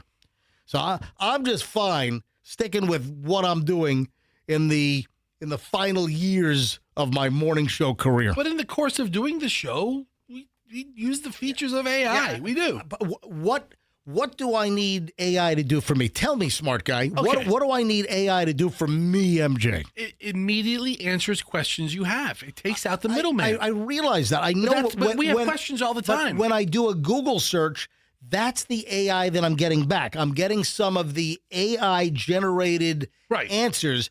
That's the AI. Okay. I'm not like a lawyer deciding to put all kinds of crap into AI or ask questions and have AI write legal briefs or filings. And we know that AI is not always accurate. We know that AI can be erroneous. We know that numerous lawyers, for instance, have been sanctioned because they put crap into AI and had AI spit out legal filings that have been completely erroneous. There are cases of AI making up fake case law. As they should.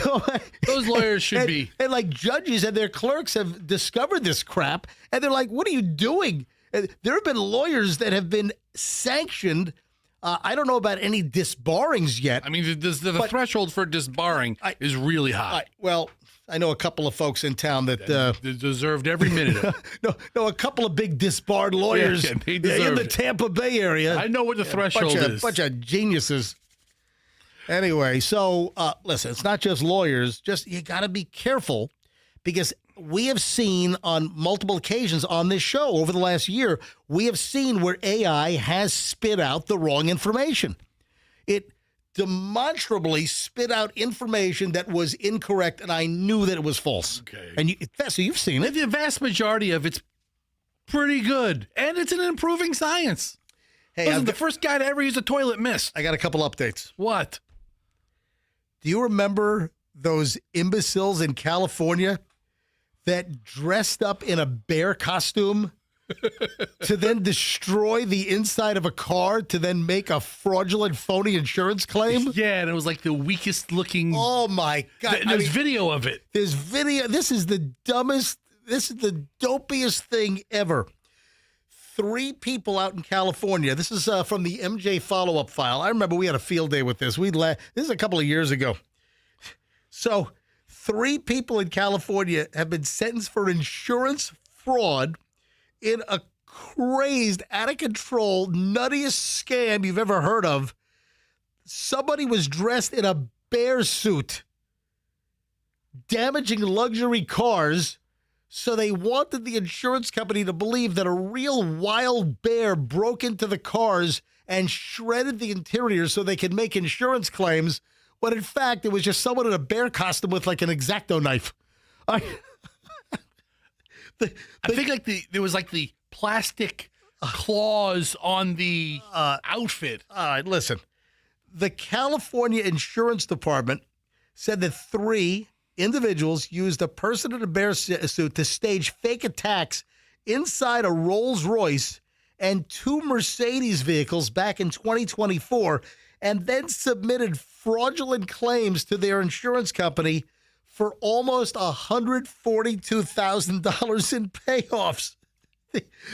The California insurance investigators, they called it Operation Bear Claw.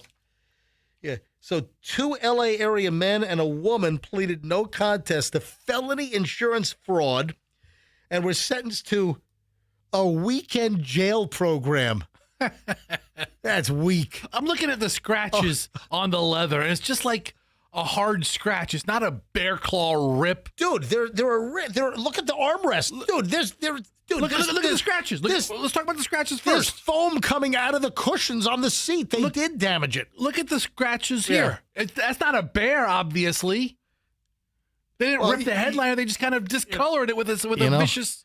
I wonder if the insurance company called in a bear attack expert. They might have. Yep, those aren't bear claws. Nope, no, they're not. I'm a bearologist. I know all about these bears. Anyway, we've got closure on the story.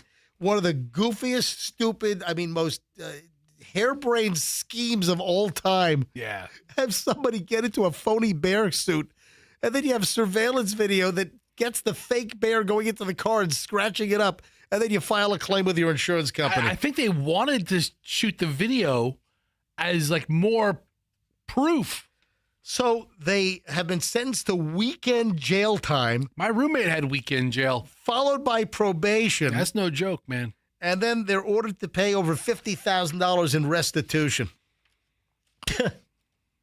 Yeah, the group is accused of providing several videos from the San Bernardino Mountains of a bear moving inside the vehicle. Yeah, they wanted this out there.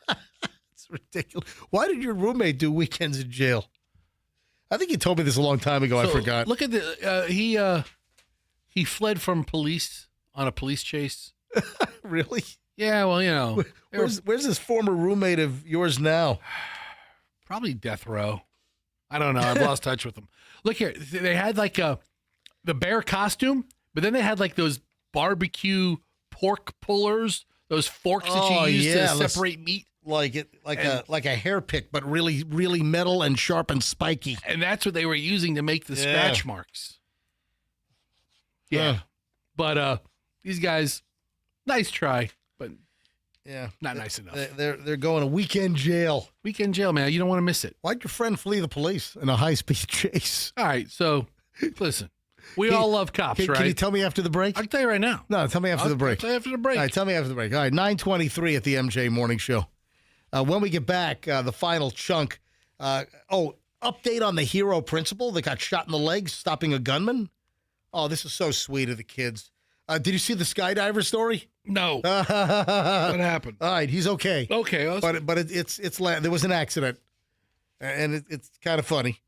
So stand by. Oh, and then we have a teacher that accidentally flashed topless photos to her class on the overhead during a PowerPoint, which brings me to something that happened recently to me.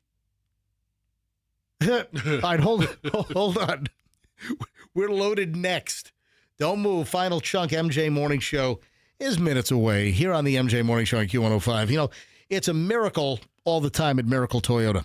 You know, what a great operation. If you're listening to us in Polk County or any other surrounding counties and you want the best Toyota buying experience, head over to Miracle Toyota in Polk County. If you're in Lakeland, if you're in Winter Haven, hey, if you're in Fort Meade with that big giant data center that might be put in there, and you're looking for a great Toyota car, truck, or SUV, head over to Miracle Toyota on 27 in Haines City. You walk into Miracle Toyota, you tell them that MJ sent you. And listen, it's nice. You listen to the MJ Morning Show, and you get to support the MJ Morning Show and a great advertiser. It's a great family-run operation. And, you know, during April, they're giving back.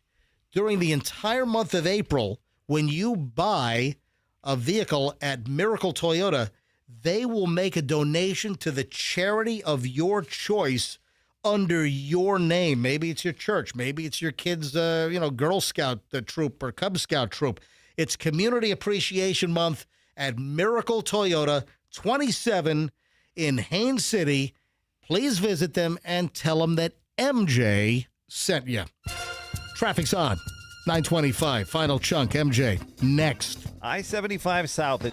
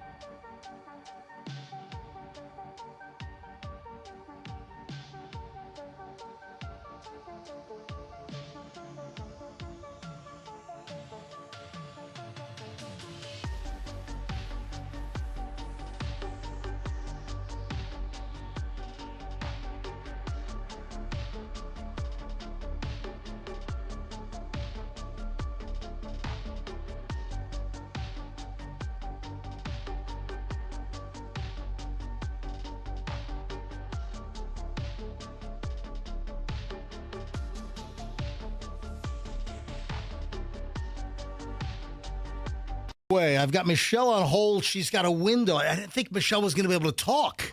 I didn't think she was going to be available, but Michelle can talk for a minute. Oh, great. She's in the middle of transport. I think she's at a train station in Jersey City with the 15-person rental van.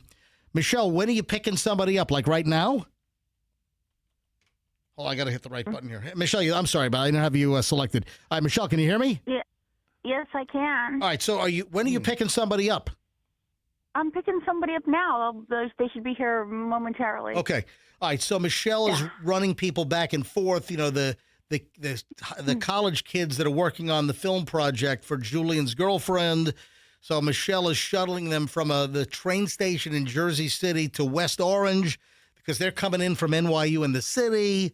So they had to rent a van, and that's what Michelle's been doing for the last 4 days is running transportation captain stuff. All right. So how are things going? Okay. Do we have a minute to talk? Do we have a minute to talk about the on-set accident? Oh no! Here comes my passenger. Oh my God! Tell him to stay outside. Tell him to stay outside the van for a few minutes. No, tell him to get. This is a hook for next Thursday. Listen, tell him. No. Tell us the story now. You can drive and talk. I can't drive and talk because then I'd be on speakerphone, and then you guys wouldn't be able to hear me. You'd be. It'll work out, Michelle. Hold on. Just tell us quickly. What? Just tell us the story on the onset accident. Okay, so the mother of the child actor who was, performing in the role, was walking. I guess I don't know. They were on the sidewalk because there was a scooter scene, and the sidewalk is all dilapidated, not maintained at all. And she fell and broke her foot. And smashed her cell phone too, right? Yeah, smashed her cell phone. And then had to be rushed to the hospital, and she was x-rayed, broken foot. Now the mother's not on the set supervising the kid. Now the father had to come, and now the father's supervising the kid on the set. So they hired a child actor, and there are rules. The child actor can only work for how many hours a day? 8 hours, maybe. I don't know. And then the mother breaks her foot. Now, Michelle, was the sidewalk part of the Airbnb that they rented for the film shoot, or was this the city sidewalk? No, it's part of the neighborhood sidewalk. It was down a few houses. Oh, thank goodness! Oh, she was going to scoot her down. Yeah. She's got a big lawsuit against West Orange. No. She does. She tripped on a dilapidated city-maintained sidewalk. Yes. Or you know what? Sometimes, I don't know what the rules are. Sometimes the homeowner is responsible for the sidewalk in front of their house. Right. Yeah, like in Manhattan, if you don't shovel the sidewalk during a snowstorm and somebody falls, then you're liable if somebody slips on ice or trips and falls in front of your place, even though it's a city sidewalk. Oh, I think she's got a case. Hey, accident or fall, you call Kemp Law. Yeah. I think she's a lawyer, so I'm sure she'll figure it out. Oh, she's a lawyer? I think so. Yeah, it just gets better and better. And then what's the deal? You got hit by a lawn care truck yesterday? Yeah, I don't know what happened. The guy told me that he said it's broken. Remember, I was talking to you, and then I heard a little thump, and I thought it was just the mirror, thumping against the side of the car. Yeah, this guy's merging. Michelle's driving somewhere up in Jersey, and she's got the right of way going straight, and some guy's merging in from the right, and then hits the rental van. Right, just the mirror, though, from what I could discern.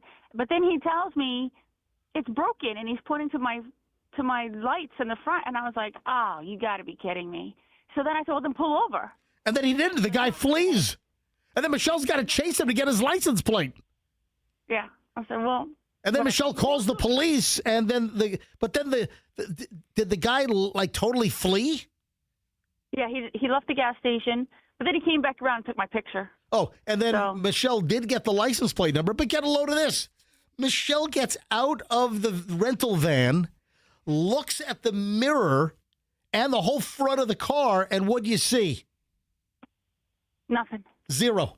No damage. Nothing. Zero. Nothing. Michelle, he might have. Julian inspected it too. He might have just wanted to get you out of the car.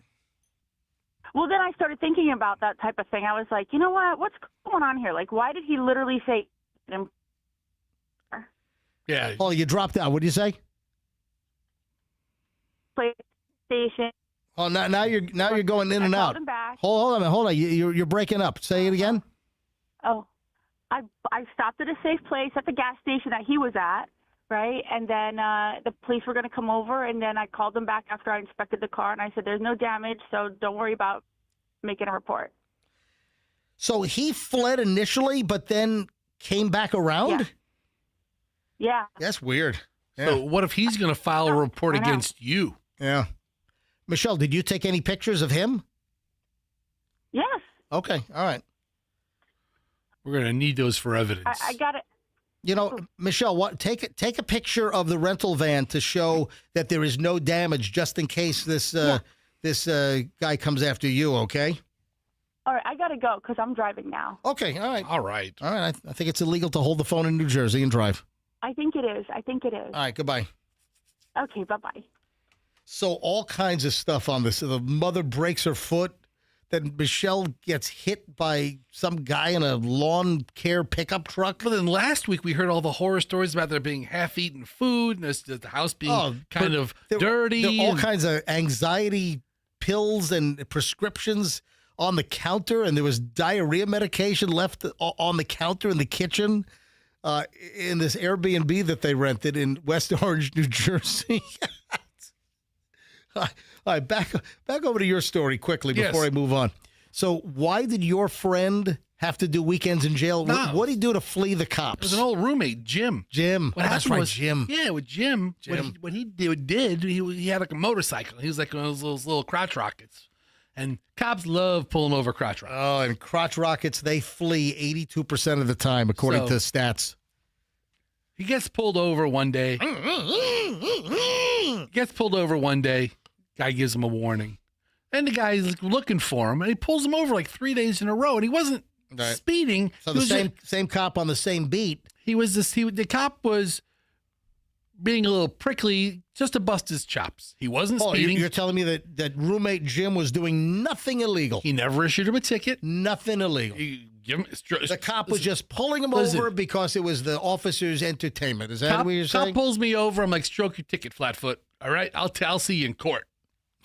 That's what I say. Yeah, why don't you whip that out next time FHP pulls you over? I will. I'm like, stroke your ticket. Sovereign citizen. Crack my window an inch, give him the ID. I don't answer questions. I want my lawyer. Whatever. No matter. Anyway, how fast were you going? I want my lawyers how fast I was going. Am I free to go? Anyway, he pulls Jim over like 4 times. After like the 5th time, Jim's like, enough of this. He takes off. Right? The next week, the cop pulls him over, but he has like 14 of his friends staking it out, and they cornered him. They arrested him. For what? Because he fled. Oh, because he fled. He fled again. Right. And he arrested him. Then Jim gets probation. And then probation, I'm learning, is a setup to fail He gets probation for 2 years. He fails You probation. think the whole system is just rigged against you, You know don't you, what? Fester? I think it's rigged against a lot of people. I don't know about me necessarily, but I think the system is pretty rigged. And he breaks his probation. Then he goes to jail. Then he's in this cycle of going to jail. Then he gets weekend jail for like a year. Where's Jim now? Any idea what Jim is doing? Is Jim presently incarcerated? He might be. Hey, speaking of the cops, so earlier today we were talking about these video provocateurs. Yeah. This was in the 7 o'clock hour, at 7:30. We're talking about these idiots that are just trying to like provoke people, poke people. They're trying to incite people's reactions, making people angry, videoing their reaction, putting it on social media, putting it on a YouTube channel. Then there was another one I stumbled across. I had Andrew pull the audio, and this involves the police. And you remember last week we had the warning from police agencies, do not try to fake out the police with fake AI videos. Right. Remember we had a warning from, where was it? I remember somebody ran in somewhere in the state. It was somewhere here in Florida. Somebody ran up to a cop and said, hey, your car's being stolen. Yeah, that was the video. So, or being broken into. A guy runs into a place of business. A cop was inside. His cruiser was out in the parking lot. And this dude runs in and shows the cop the video. Hey, someone's breaking into your car right now. And it's a fake video. The dude took a picture or video of the cop car in the parking lot and then ran it through some AI video program. And the video now shows someone breaking in and pillaging and stealing stuff out of the cop's car. Totally fake. Totally phony video. The cop runs out. Anyway, the dude was arrested for essentially filing a false police report. As he should have been. Yeah, I mean, a total turd, total imbecile. Well, this popped up in my feed over the weekend, and this is just dumb. Guy goes up to a cop. There's a lady sitting in a cop car. It looks like it was Roswell, New Mexico, actually. There's a female, a lady police officer sitting in her cruiser, and it said Roswell, so I'm assuming it looks like it's New Mexico, right? Listen to what transpired. Hey, I just found a bag of meth over there. Okay. I started to keep it. All right, you hear what he said? I found a bag of meth over there? Right, so listen. Using some kind of heavy accent? I said, hang on. Goes up to the cop. Hey, I just found a bag of meth over there. Okay. I started to keep it, but I thought somebody may be looking for it. Right, yeah. Yeah. You have it on you? Yeah, I picked it up. Okay. You could go into the... Well, nobody was in there. Can I give it to you? No. I'm on a case right now, so I So the cop's saying I'm on a case right now. On it. Okay. I did some. I wasn't sure what it was, but sure enough. Then he says, I did some, got a bag of meth. I didn't know if somebody's... I didn't know if somebody's kid had dropped it or... So now hands the cop a Ziploc bag. What? What is it? A bag of meth. It was right there by the doorway. A bag of meth. Yeah. They were It like- has a stupid accent trying to put the cop on. Guess what was in the Ziploc bag? A bag of meth. What was it? Math flashcards. You know, like the cards. Bag of math. A bag of math. I got a bag of math. And there were stupid flashcards. You know, like we had them for our kids. Yeah, sure. 7 + 3 = 10. It was the old flashcards. Did the officer think it was funny, The or officer started like chuckling, like, I'm going to club you. I'm going to spray you in the face with pepper spray. I'm going to tase you if you don't get your ass out of here. So I got a bag of mouth. But you have all these folks out there that are just going up to cops and they're just trying to provoke, or they've got some joke. And they got all these provocateurs all over social media. Anyway, the bag of mouth, and he's trying to do the some southern accent, a bag of mouth, trying to make it seem like it's meth, as in methamphetamine, obviously. I typed in bag of math, Yeah. and a bunch of videos pop up. Oh, so there are a bunch of copycats out there as well? Yeah. Handing a cop a bag of math. Flashcards, great. Hey, little update on that hero principal out in Oklahoma. What an amazing story. I mean, this guy, he ought to get some like huge government commendation. Like the governor already ought to hold a ceremony in Oklahoma. This is the Oklahoma high school principal that tackled a former student out of the school for about 2 years who was seen walking into the front foyer area of the school. The principal notices he's carrying a gun. Must have seen it out a window or on surveillance video. From a side door, he runs out. The principal tackles the gunman. In the process of the struggle, the principal was shot in the leg. But the follow-up, first of all, unbelievable hero. Pauls Valley High School in Oklahoma. So the guy walks to like the front of the school and he has a pistol in his hand. He's holding a pistol in his right hand. And this principal isn't having it. He just tackles him open field football style. And throws him down. There was like a little bench against the window and just tackles this guy. So here's the deal. Over the weekend, they crowned the principal prom king. Oh, man. At their high school prom. Because, it's prom time. Yeah, it's prom season. For a lot of schools. That's awesome. Is that nice? So Friday night, they paid tribute to him, and he was crowned prom king for his heroic actions to stop some maniac former student walking in with a loaded pistol. Principal Kirk Moore. Yeah. So what an amazing hero. This guy ought to be recognized by the governor of Oklahoma. We ought to issue him some type of an MJ Citizen Award. You know what? We'll send them one of these Aldi cart cheaters from Allstate.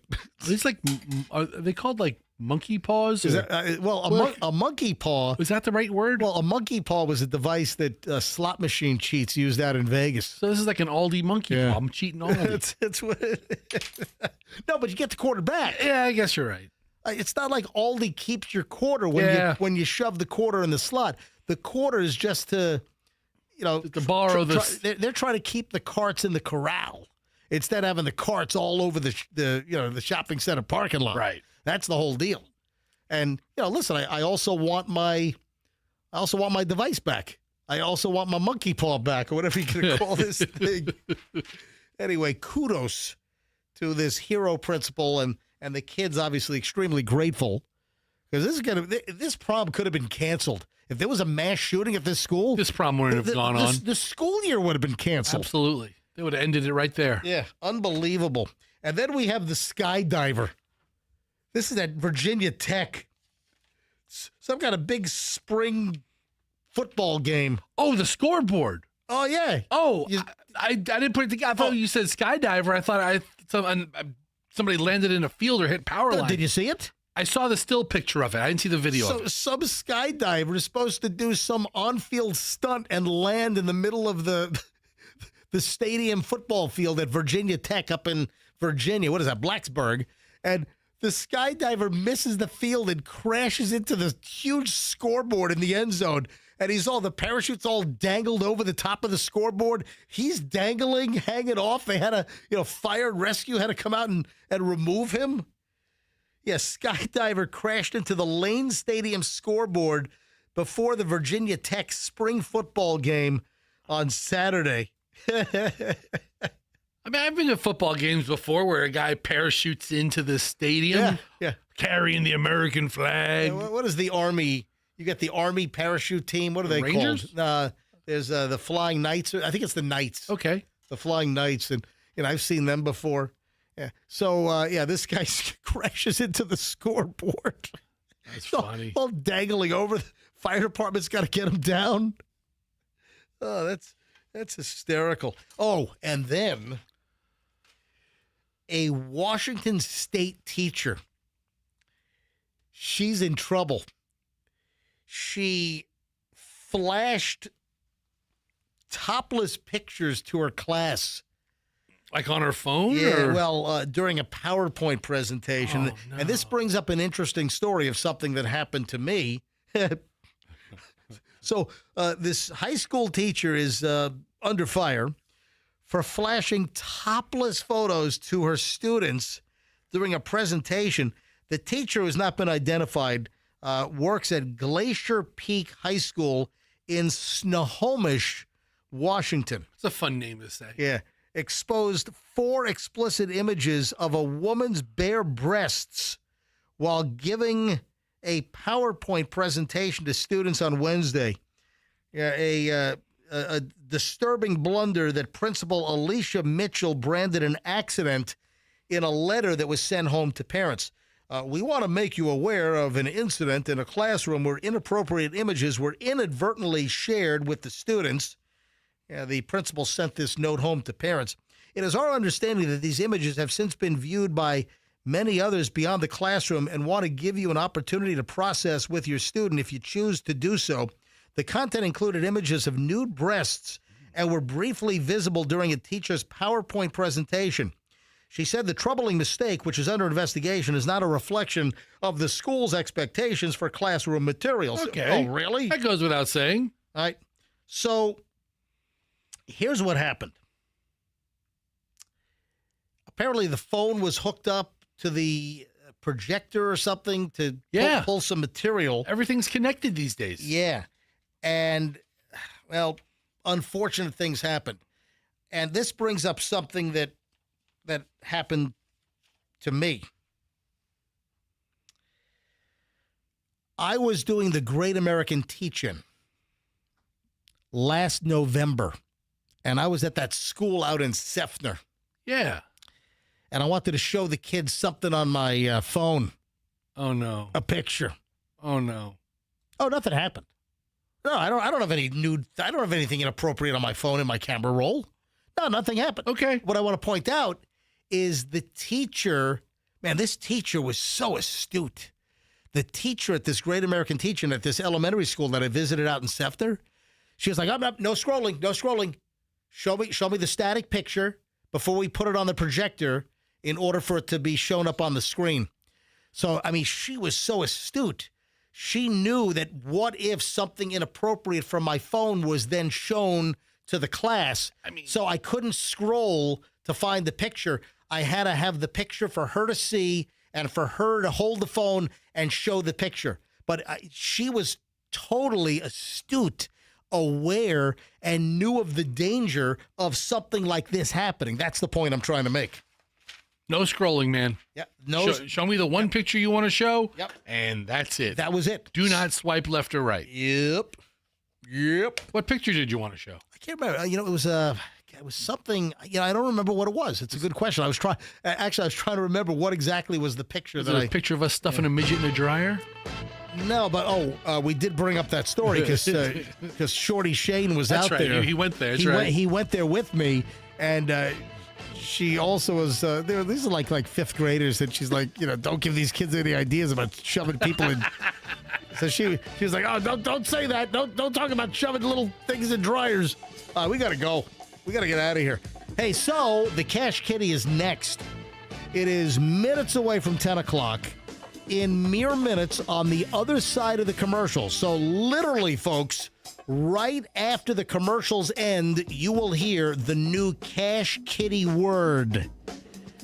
And you text that word, we'll give you the number, and you could be the next $1,000 winner next here on the MJ Morning Show in Q105. Folks, have a great day, and let's be careful out there.